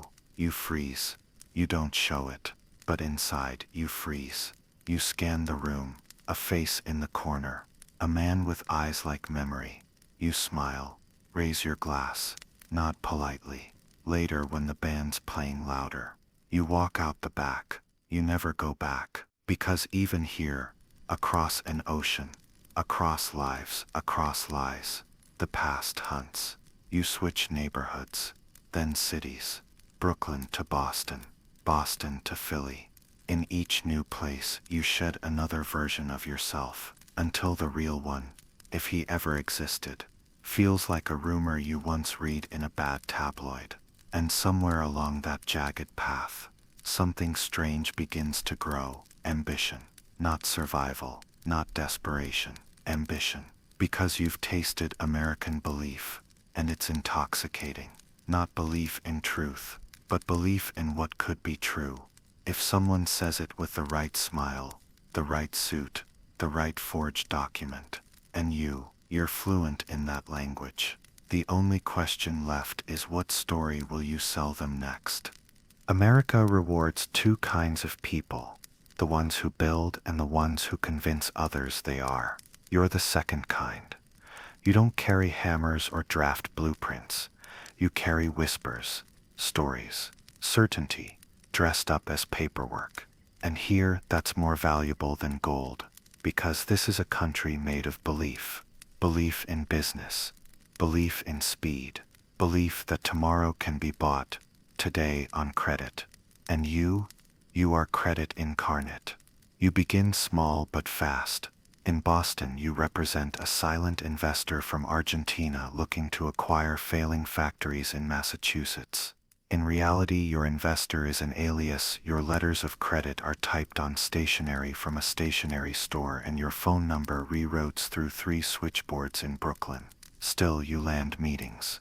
Men in stiff suits shake your hand, order you scotch, hang on every soft-spoken word in your polished European cadence.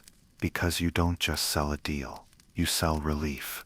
You offer them a story in which their dying businesses are reborn in the arms of mysterious foreign capital, and they buy it. Because hope is cheaper than layoffs. You never take more than they can afford to lose. That's your new rule. Keeps the heat low, keeps the tears private. By the time they realize the signatures don't trace back, you're already somewhere else. Next stop, New York. New York is different.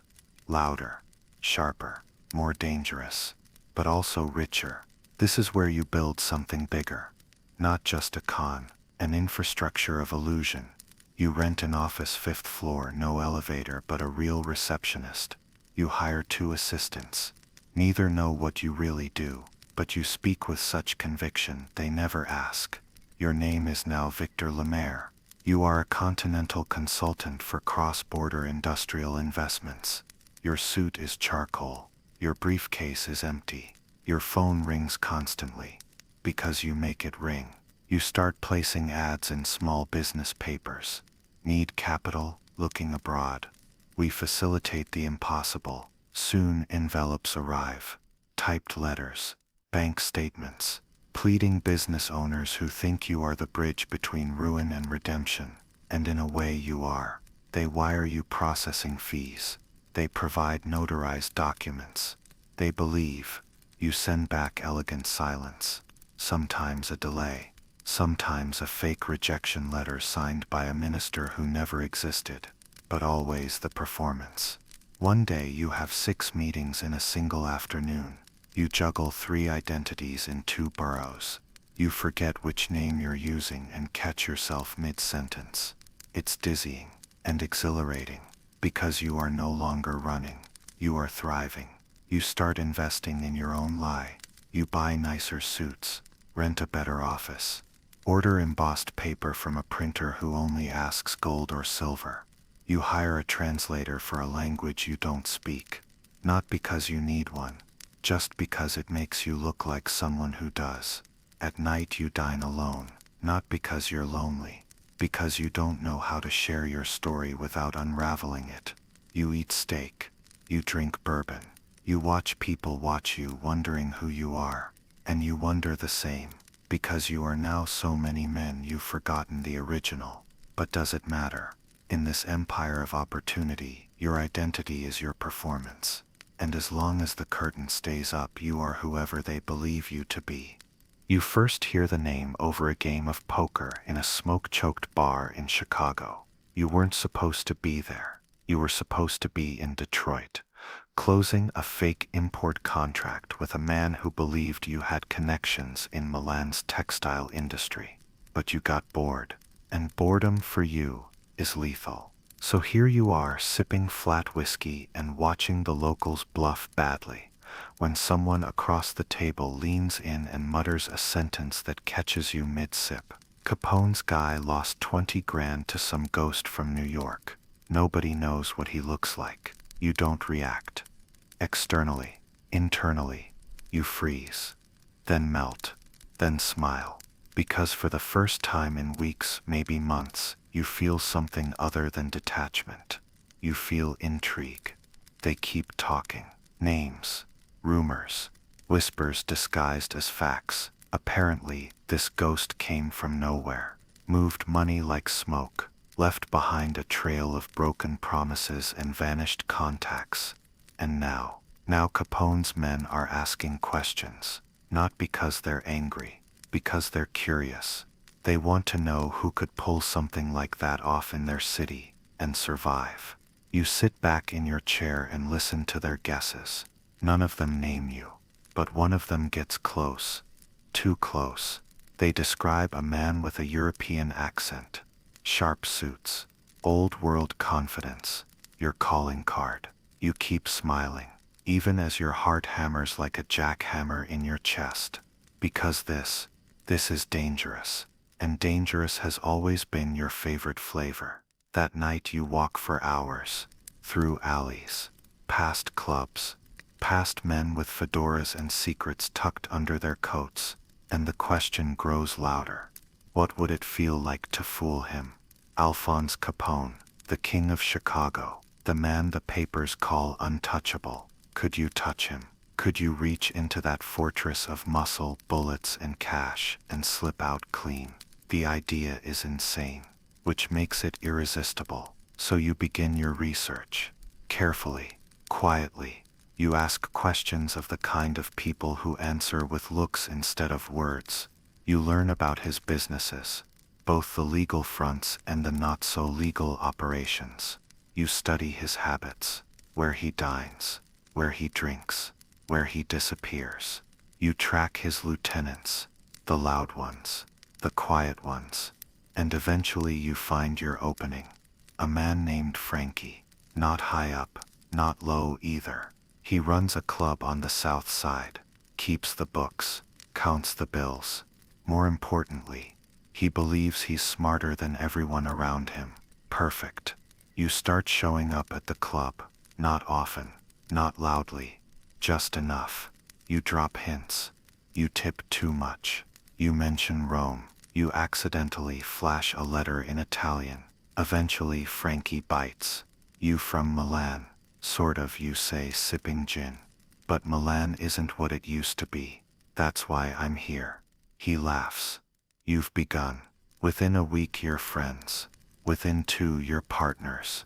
Within 4 he's telling you things he shouldn't. And you listen, like a man sharpening a knife in the dark, because Frankie is your invitation. Not to the club, to the throne, to Capone.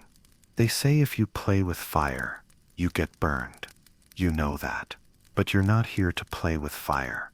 You're here to shake its hand, smile politely, and convince it to invest in a fake fuel syndicate operating out of a non-existent Sicilian port. You've conned aristocrats, merchants, even governments. But this is different. This is Al Capone, and Capone doesn't press charges. He presses triggers. Still, the idea doesn't scare you. It animates you, because if you can scam him, the devil of Chicago himself, you won't just be a legend, you'll be immortal. It starts with a dinner.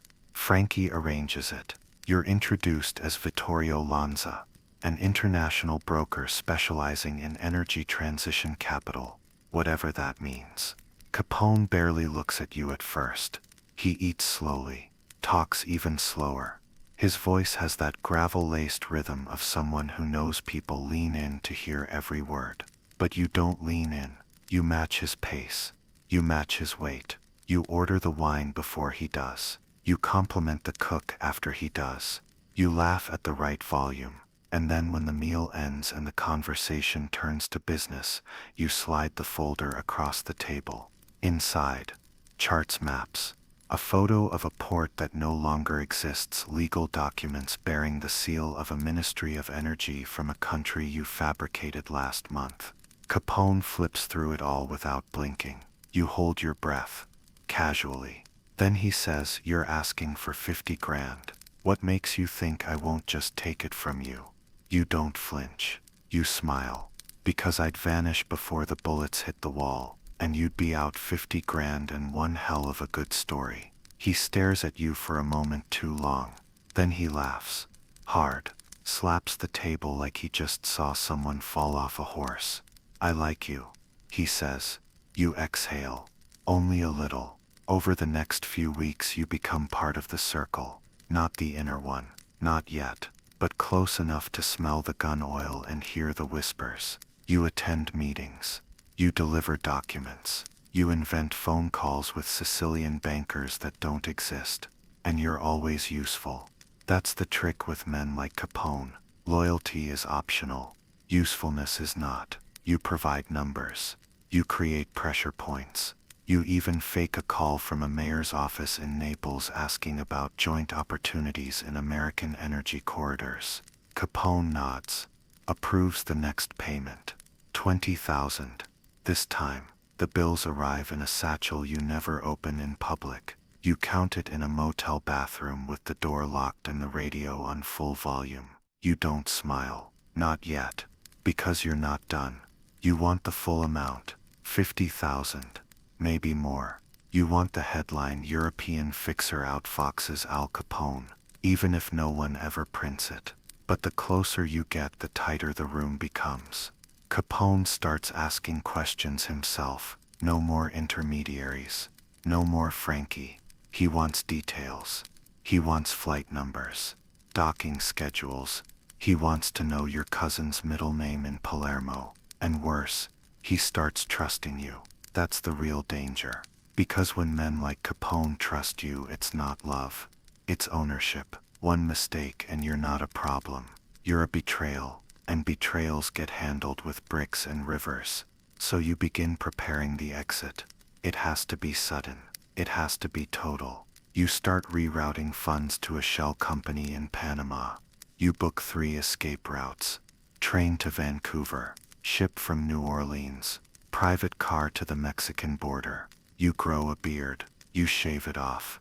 You get a chipped tooth repaired so you'll look different in the next passport. And then just before you're ready, Capone makes an offer. "We're gonna make this thing bigger. Real money. Millions. I want you to meet the boys in Jersey. You're flying out tomorrow." You nod. You clink glasses. You laugh. But inside a clock starts screaming. Because now you're not just in the room, you're on the leash, and there's no such thing as retirement in his world. You've conned many men, but this is the devil, and you've just sold him a lie wrapped in smoke and satin. Now the only question is, can you vanish before he smells the sulfur? $50,000. You've seen more. You've handled more, but never with this much weight, because this isn't just money.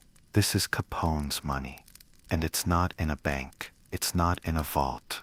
It's in a tan leather briefcase, sitting on the table between you and a man who once broke another man's hand for asking about interest rates.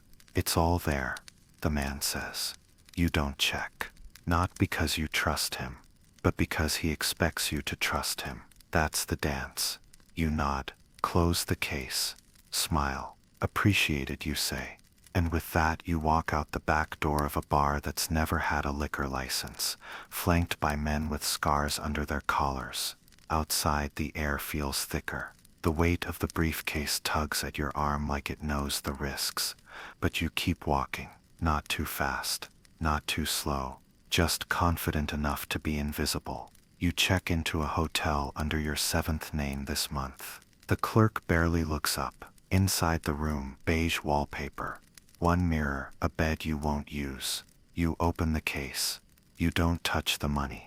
You just look. $50,000 in clean bills, stacked with rubber bands, wrapped in silence.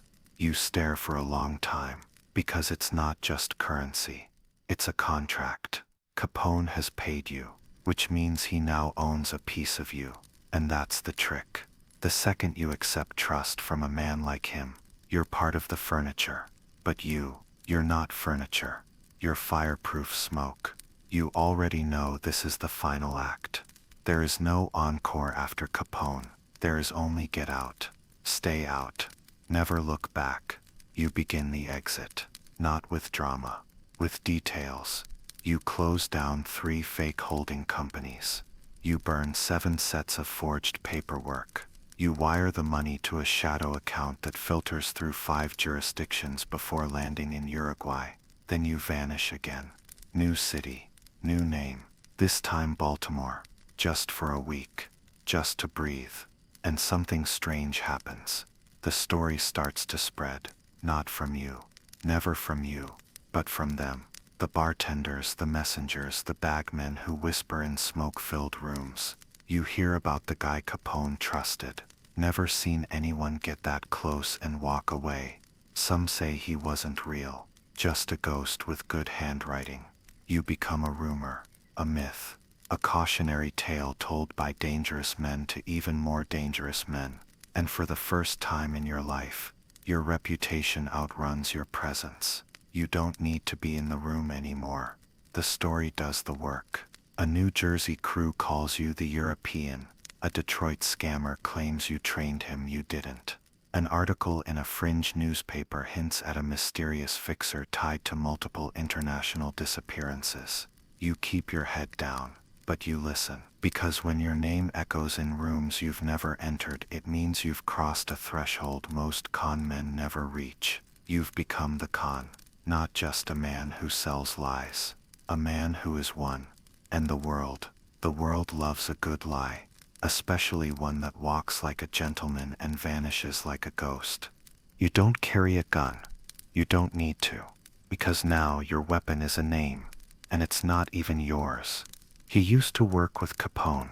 You hear it whispered in a Newark back room, scrawled into a letter passed through a Detroit club, stitched into a joke between 2 men fencing bootleg whiskey in Ohio. You never say it yourself. That would be tacky. Too direct. Too obvious. No. You let others speak it for you. Let them carry the myth on their breath like pipe smoke. Half truth, half fear. Because fear is useful.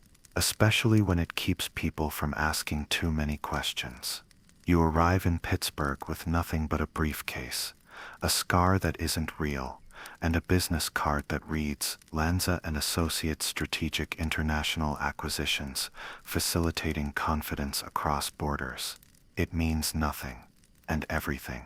The club owner who meets you wears a pinky ring the size of a knuckle. He doesn't shake your hand. He just says, you the one who did that thing in Chicago. You tilt your head. Not a nod.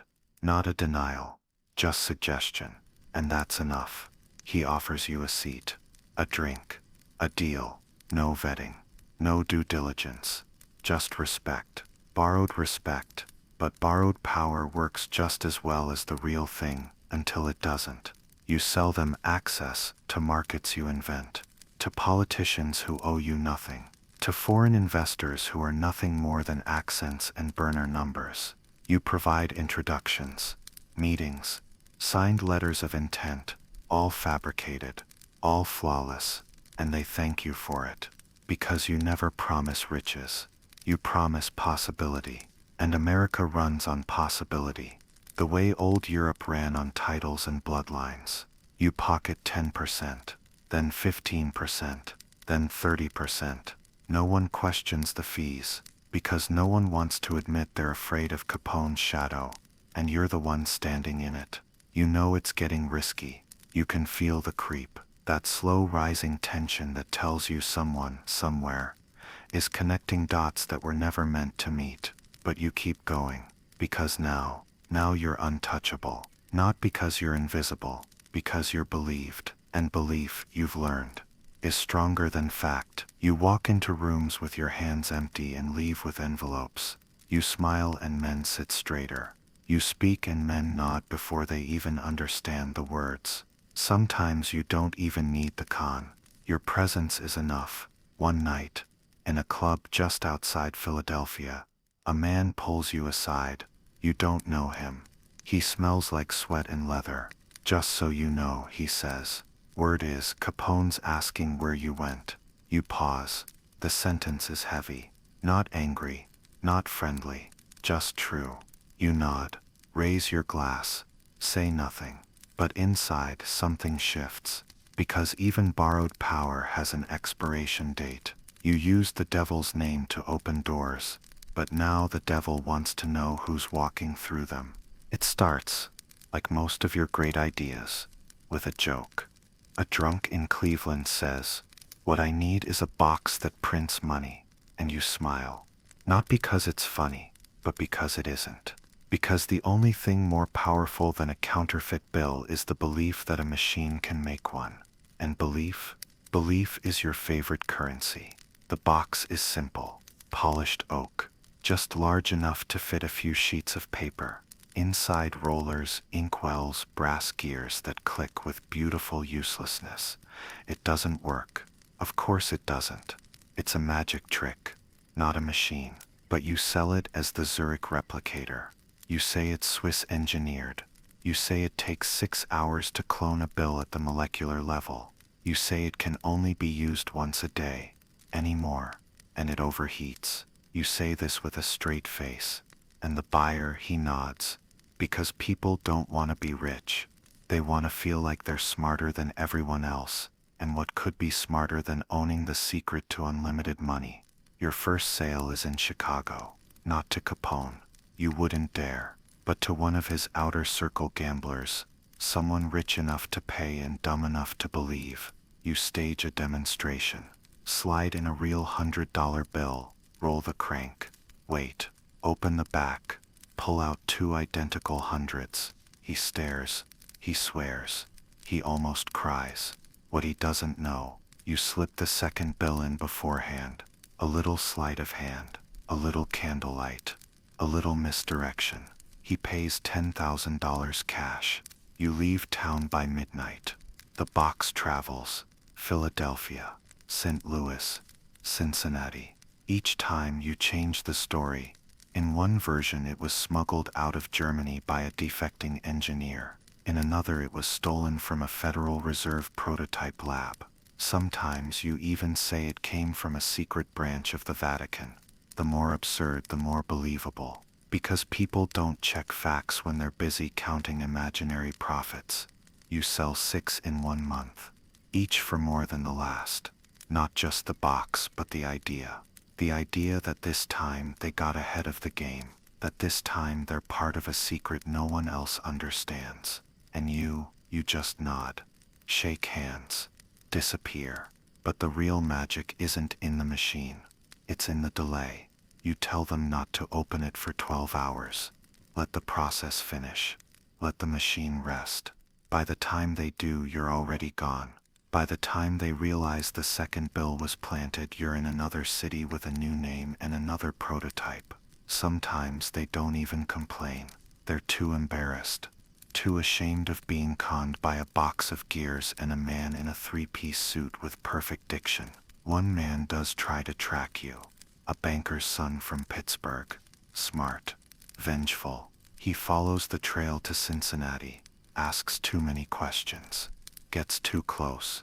You leave a note in his hotel room. You still believe in the box, don't you? That's the real trick. You never see him again. But you hear he quit finance and joined a monastery in upstate New York.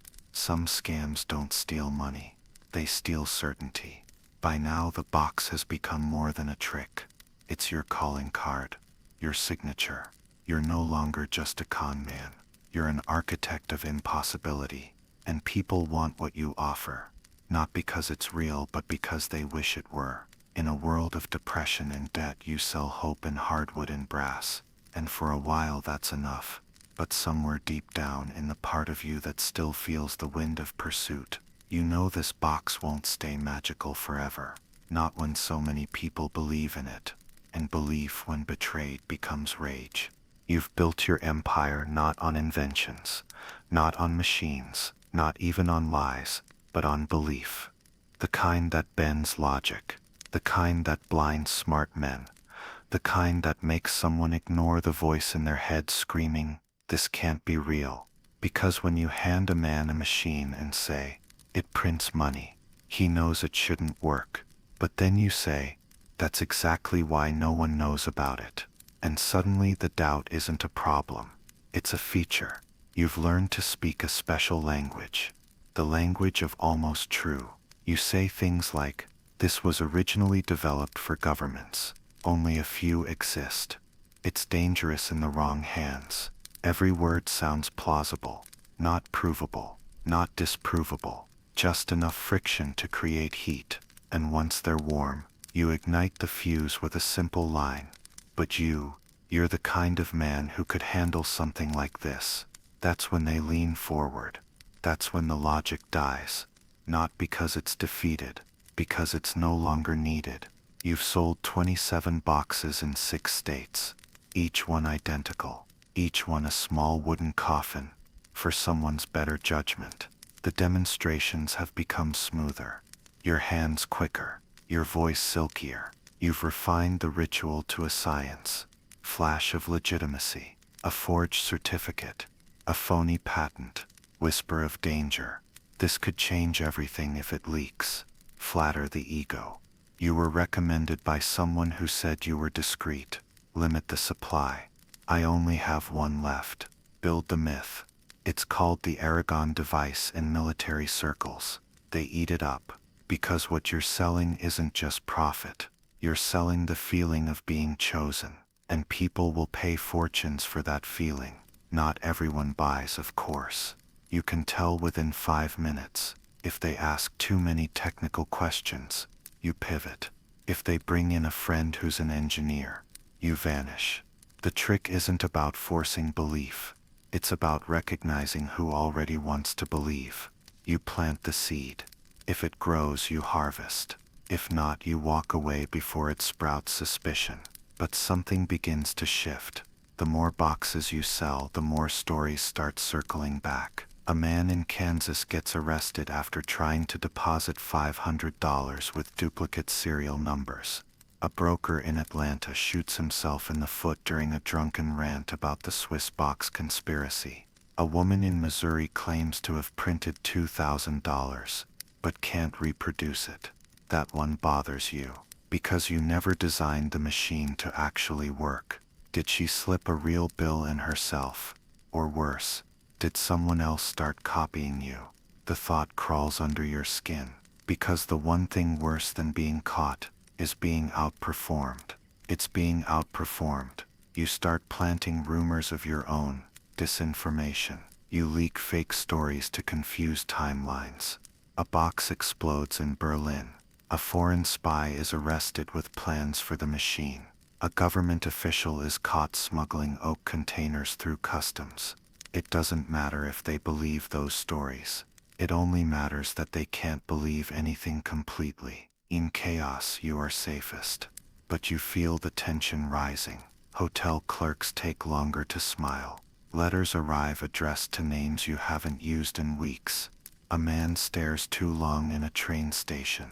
You leave Chicago, then Philadelphia, then Louisville. You switch identities like jackets, and each one fits a little tighter than the last.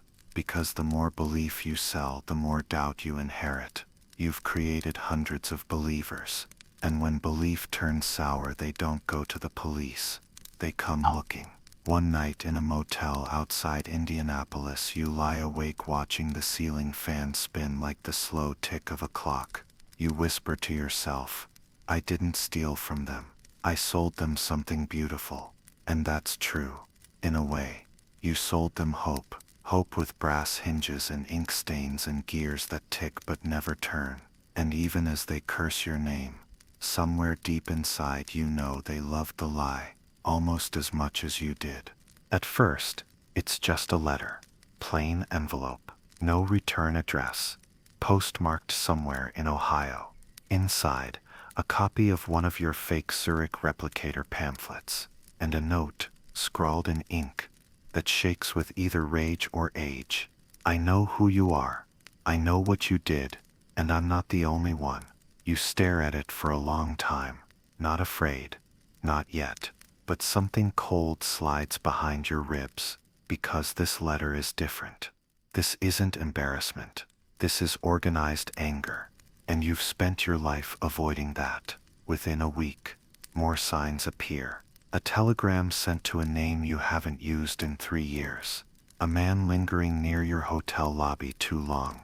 A newspaper column referencing a mysterious foreigner linked to a wave of frauds in 3 cities. And then the big one. A sheriff from Topeka contacts the Secret Service, not because of your name, because of the money. He confiscated one of your boxes after a local businessman, now bankrupt, filed a report. And that businessman, he's loud, he's connected, and he's furious. The sheriff writes in his report, "The device is clearly a hoax, but it's not the machine that bothers me. It's the fact that so many intelligent men believed it." You've heard that before, but never from someone with a badge. You move. Quickly, you ditch the briefcases, the boxes, even the silk ties. You become plainer, quieter. You check into motels under names that don't even sound European anymore. Tom, Bill, Edward. Each morning, you scan local papers. Each night you memorize exits. You no longer run cons, you run routes. And still rumors grow. The boxman is back. Someone sold my cousin a wooden machine in Nashville. He used to work for Capone, I swear. You try to disappear into the noise, but the noise follows you. One night, in a boarding house in Milwaukee, you hear a knock on the door. Not a pound. A tap. Polite. Measured. You don't open it. Instead, you wait. Still. Silent. Eventually the footsteps leave. But they don't go far. You stay awake till dawn. When you finally open the door, there's nothing there, except a folded newspaper slid halfway under the frame. The headline reads, "Federal Agents Investigating Multi-State Currency Scam." You feel your chest tighten, because now it's no longer angry victims or bitter investors. It's Washington. And they don't care if people believed. They care that money moved. And when fake money touches real institutions, they come hunting. You begin burning things. Photos, letters, fabricated IDs. Even the last working replica of your box. You bury the brass crank in a field outside St. Paul. A kind of funeral. Not for the machine. For the version of you who needed it. Because now you need something else. You need distance. And fast. The cracks are no longer cracks. They're fissures. And you are standing on a glacier that is beginning to split beneath your feet. You've been 100 men in 100 cities, but the myth has caught up, and it wants to know who's underneath the costume. The magician has stayed on stage too long. The audience is leaning forward, and backstage, there's no door left to exit quietly. You always knew it wouldn't be a policeman who caught you, not a detective, not a rival con man. It would be someone who loved you, or thought they did. Her name, at least the one she used with you, was Evelyn. Chicago-born, sharp eyes, laugh like jazz at midnight. You met her at a card game. You weren't even supposed to play. She watched you lose with elegance. You watched her sip gin like a question mark. By morning you were in her bed. By the end of the week, she was in your life. She called you Vincent. You told her just enough to sound mysterious, but not enough to sound fake. I deal in opportunity, you said once. She laughed. Is that before or after you deal in trouble? You didn't answer. You just kissed her. You told yourself it was temporary. Just a warm place to land between escapes. Just a convenient cover. But Evelyn, she was easy to stay with. She didn't ask too many questions. Or rather, she asked the right questions, at the right times, and then stopped. She ironed your shirts. She corrected your French. She once traced your jawline, and said, You lie like someone who hates silence. And the worst part, you started believing her. Started imagining a version of your life where you weren't always running. Where the name on the hotel registry actually matched the one on your lips. Where you could sit down to breakfast without checking the window for shadows. But love and paranoia do not mix. They curdle. And over time, the silence between you two grew longer. The questions sharper. She started noticing things. Why your mail never arrived. Why you left in the middle of the night. Why one of your business partners looked like he belonged in a mugshot. You gave answers. Not good ones. Just enough. But Evelyn was smart. Too smart. And you, despite yourself, began to care. That's when you should have run. You know that now. But you didn't. You stayed. Because part of you, some soft suicidal part, wanted to be known. Even if it meant being caught. The day it happened, the sky was gray in that indecisive way that makes it feel colder than it is. You were in the bathroom, shaving. She was sitting at the window, staring at something you couldn't see. You came out, half-dressed, and said, "Train leaves in an hour. You still want to go to St. Louis?" She didn't look at you, didn't answer. She just stood, slowly, walked over, and handed you a folded sheet of paper. It was a telegram. Your name, your real name, and below it, subject positively identified. Will arrive with female companion. Station rendezvous confirmed. You looked up. She was already crying. "I didn't want to," she said. "They came to my work. They knew everything. They showed me photos of men who disappeared. Told me you weren't who I thought you were. You didn't yell, didn't break anything. You just sat down on the edge of the bed and stared at your hands. She sat beside you, didn't touch you, just whispered, 'I loved you.' But I couldn't live with not knowing what you'd do next, or who'd knock on our door." You nodded, because what else was there to say? The game was over, and oddly you felt relief, like an actor at the final curtain. You made it to the train station anyway, out of habit, maybe hope. But the agents were waiting. 2 men in fedoras, one with a newspaper, one with a hand on his hip. They didn't chase, they didn't have to. You walked straight into their hands, calm, tired, done. As they cuffed you, one said, "You don't look like much." You smiled. Neither did the Eiffel Tower when it was first built. In the back of the car, as the city blurred past, you thought of Evelyn, her laugh, her fingers tracing maps on your back, her betrayal, and you realized you weren't angry. You were just known, and maybe, for someone like you, that was the only prison that ever mattered. It doesn't happen with sirens. No dramatic chase. No shouts of freeze in the middle of a crowded street. No, your arrest is quiet, almost polite. A man in a dark coat waits at the platform. Another reads a newspaper upside down. You knew the moment you saw them. It wasn't the posture. It was the stillness, the way they didn't watch you. They watched the space around you, and that space was already gone. They approach you like old friends. "Mr. Lustig." You turn, smile gently. "I've gone by many names. Which one are you using today?" That earns a smirk. They cuff you, not rough, but firm, like they're handling a rare object they don't quite understand. One of them mutters, "You're a hard man to catch."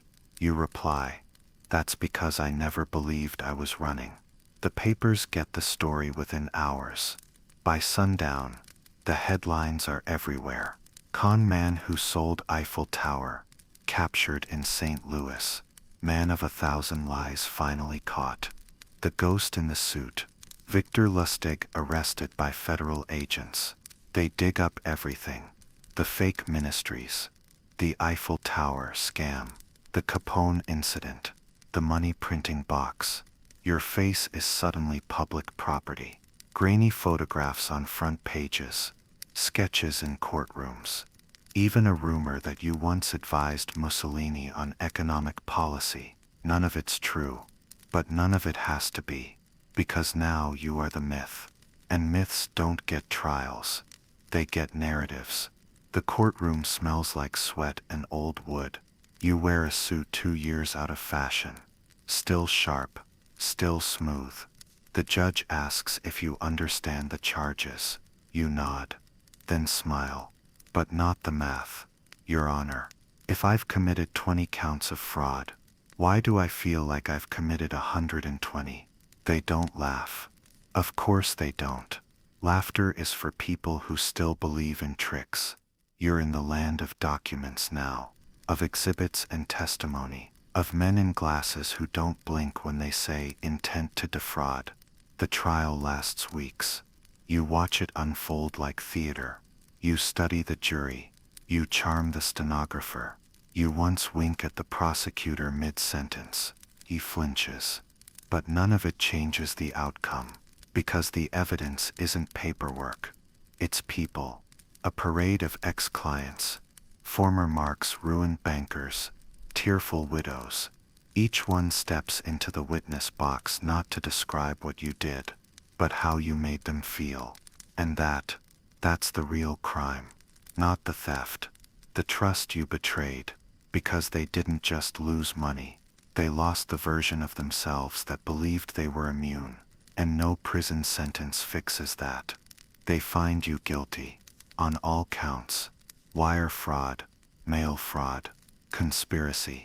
Even a few charges they seem to have invented just for you. You ask if you can represent yourself during sentencing. The judge sighs. You stand. Straighten your tie. Clear your throat. Ladies and gentlemen, I've always believed in value. The value of ideas, of persuasion, of human confidence. If I'm guilty of anything, it's proving how fragile those things are. And if I must pay for that, I only ask that my debt be weighed in the currency I spent my life perfecting. The silence is thunderous. You are sentenced to 20 years. They march you out the back. No handshakes. No applause. Just the shuffling of feet and the whisper of your name echoing in the corners of the room like an old rumor. You don't look back. You never do. Because even now, even in chains, you know something the jury never will. You may be imprisoned, but your story is already free. You'd think prison would be the end of a man like you. Steel bars, concrete walls, gray food, names replaced by numbers. But no, it's just another theater. A smaller stage, yes, but the audience is captive. And you've always known how to perform.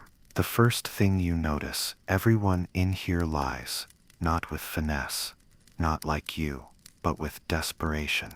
Men inflate stories like balloons in a thunderstorm. Mob muscle become financiers. Petty thieves were international contacts. You sit, you listen, and you nod, like a priest in a confessional, and soon, you're respected. They call you Doc. They ask for advice. On women, on money, on escaping. You always answer with a smile and a riddle, because nothing feeds curiosity like almost answers. You begin with small illusions, slipping notes where they shouldn't be, getting extra rations, convincing a guard to let you clean the administrative room unattended. You never take. You rearrange. People notice. Rumors stir. Lustig's at it again. He knows the warden's schedule to the second. Swear to God he bribed a typewriter.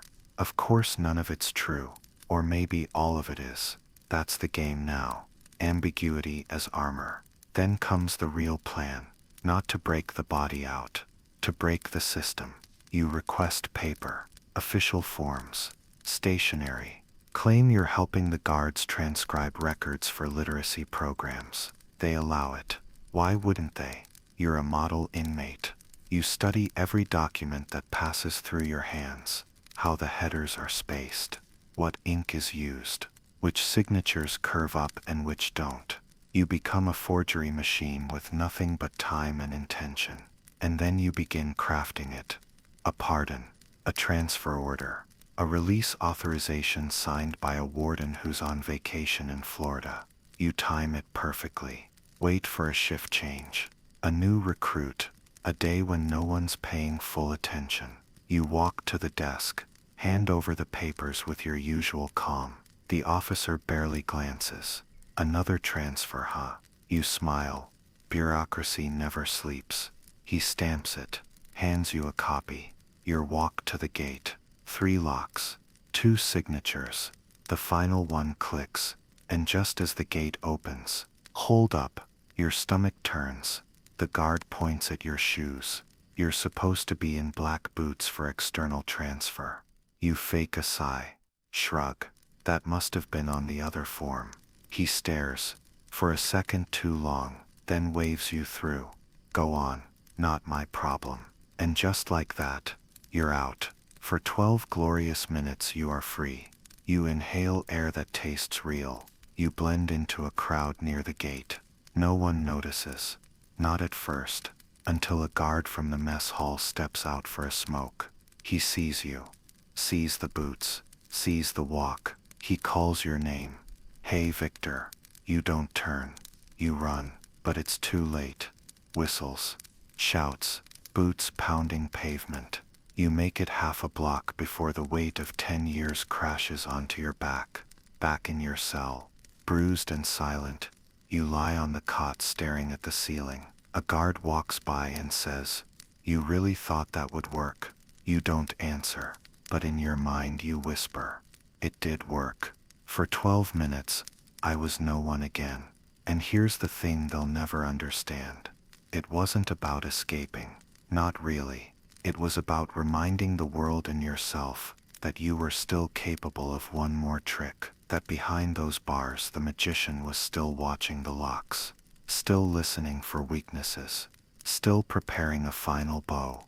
They expected you to fade, to shrivel behind bars like so many men do, to go gray, grow silent, become a footnote.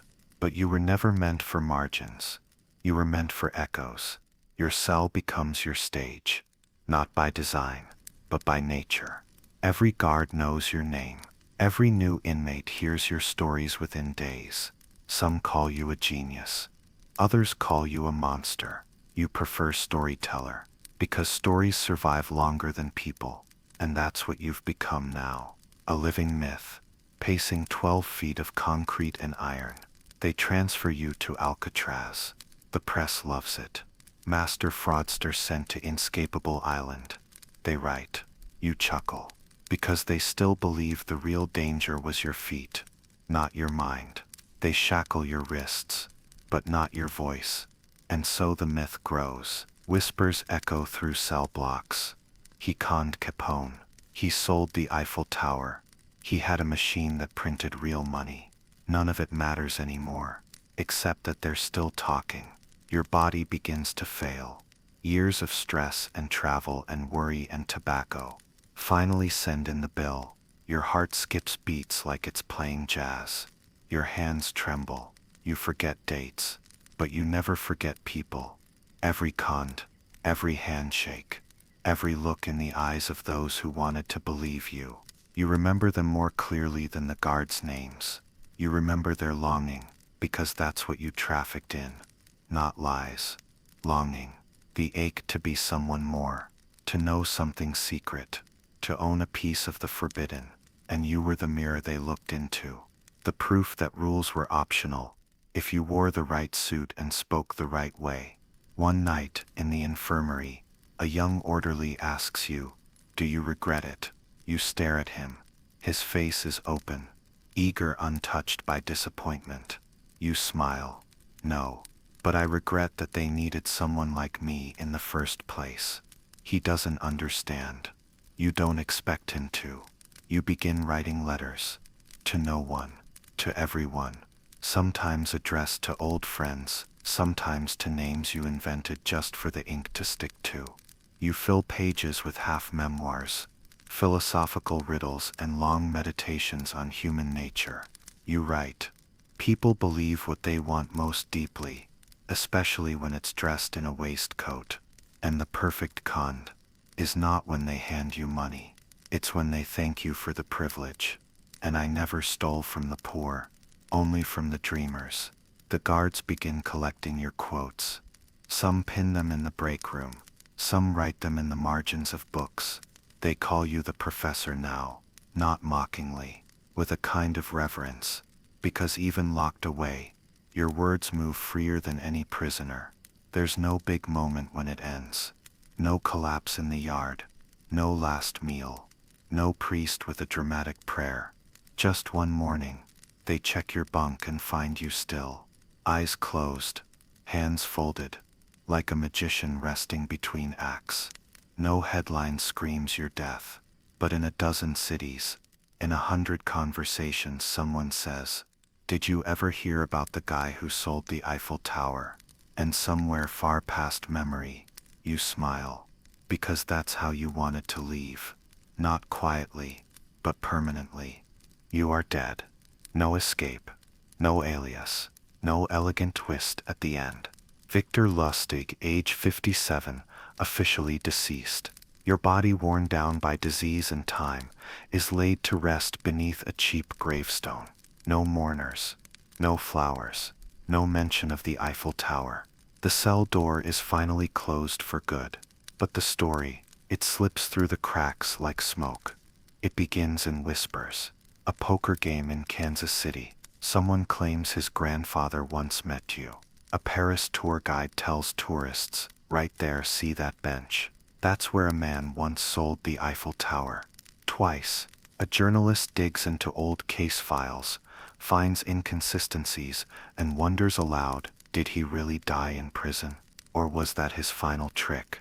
And slowly your death becomes less believable than your life, because nothing is more compelling than a mystery that ends too cleanly.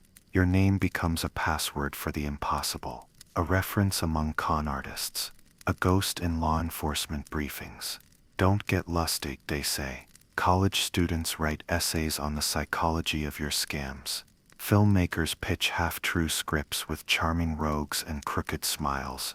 Internet forums debate which parts of your story were real. And every time they say your name, they give you what you craved most. Not immortality, not even legacy, but attention. Even from beyond the grave, you remain in circulation. The Eiffel Tower still stands, still unsold, at least officially. But in the corners of the web, in dark rooms with velvet curtains, new stories bubble up. A man in a three-piece suit offered to sell me Buckingham Palace. He had papers, stamps, the works, said it was going off-grid, privately managed. You would have liked that, not for the money, but for the art of it, the performance, the moment where disbelief tips into desire, that breathless space where a person chooses to believe the unbelievable, because that's what you were a master of, not theft, not fraud, but permission. Permission for people to lie to themselves just long enough to hand you everything. You become a teaching point. In business schools, in psychology lectures, in seminars on deception and trust, they talk about the 10 commandments of the con artist, the list you supposedly wrote in prison. Some say it's fabricated. You would have smiled either way. After all, what better con than creating rules for how to lie? They say you were born in Austria, or maybe Hungary. Some say the Czech Republic. A few claim you weren't born at all, that you just appeared, fully formed in a Parisian cafe with a rose in your lapel and a blueprint for the impossible. None of them agree on where you ended up, and maybe that's the best trick of all, because the true mark of a master con is this: when even the truth feels like part of the performance, you are no longer a man. You are a template for every charming swindler, every silver-tongued trickster, every story that begins with "you're not gonna believe this," but, and they don't believe. Not really, but they want to. And that's the con that outlives everything, even you.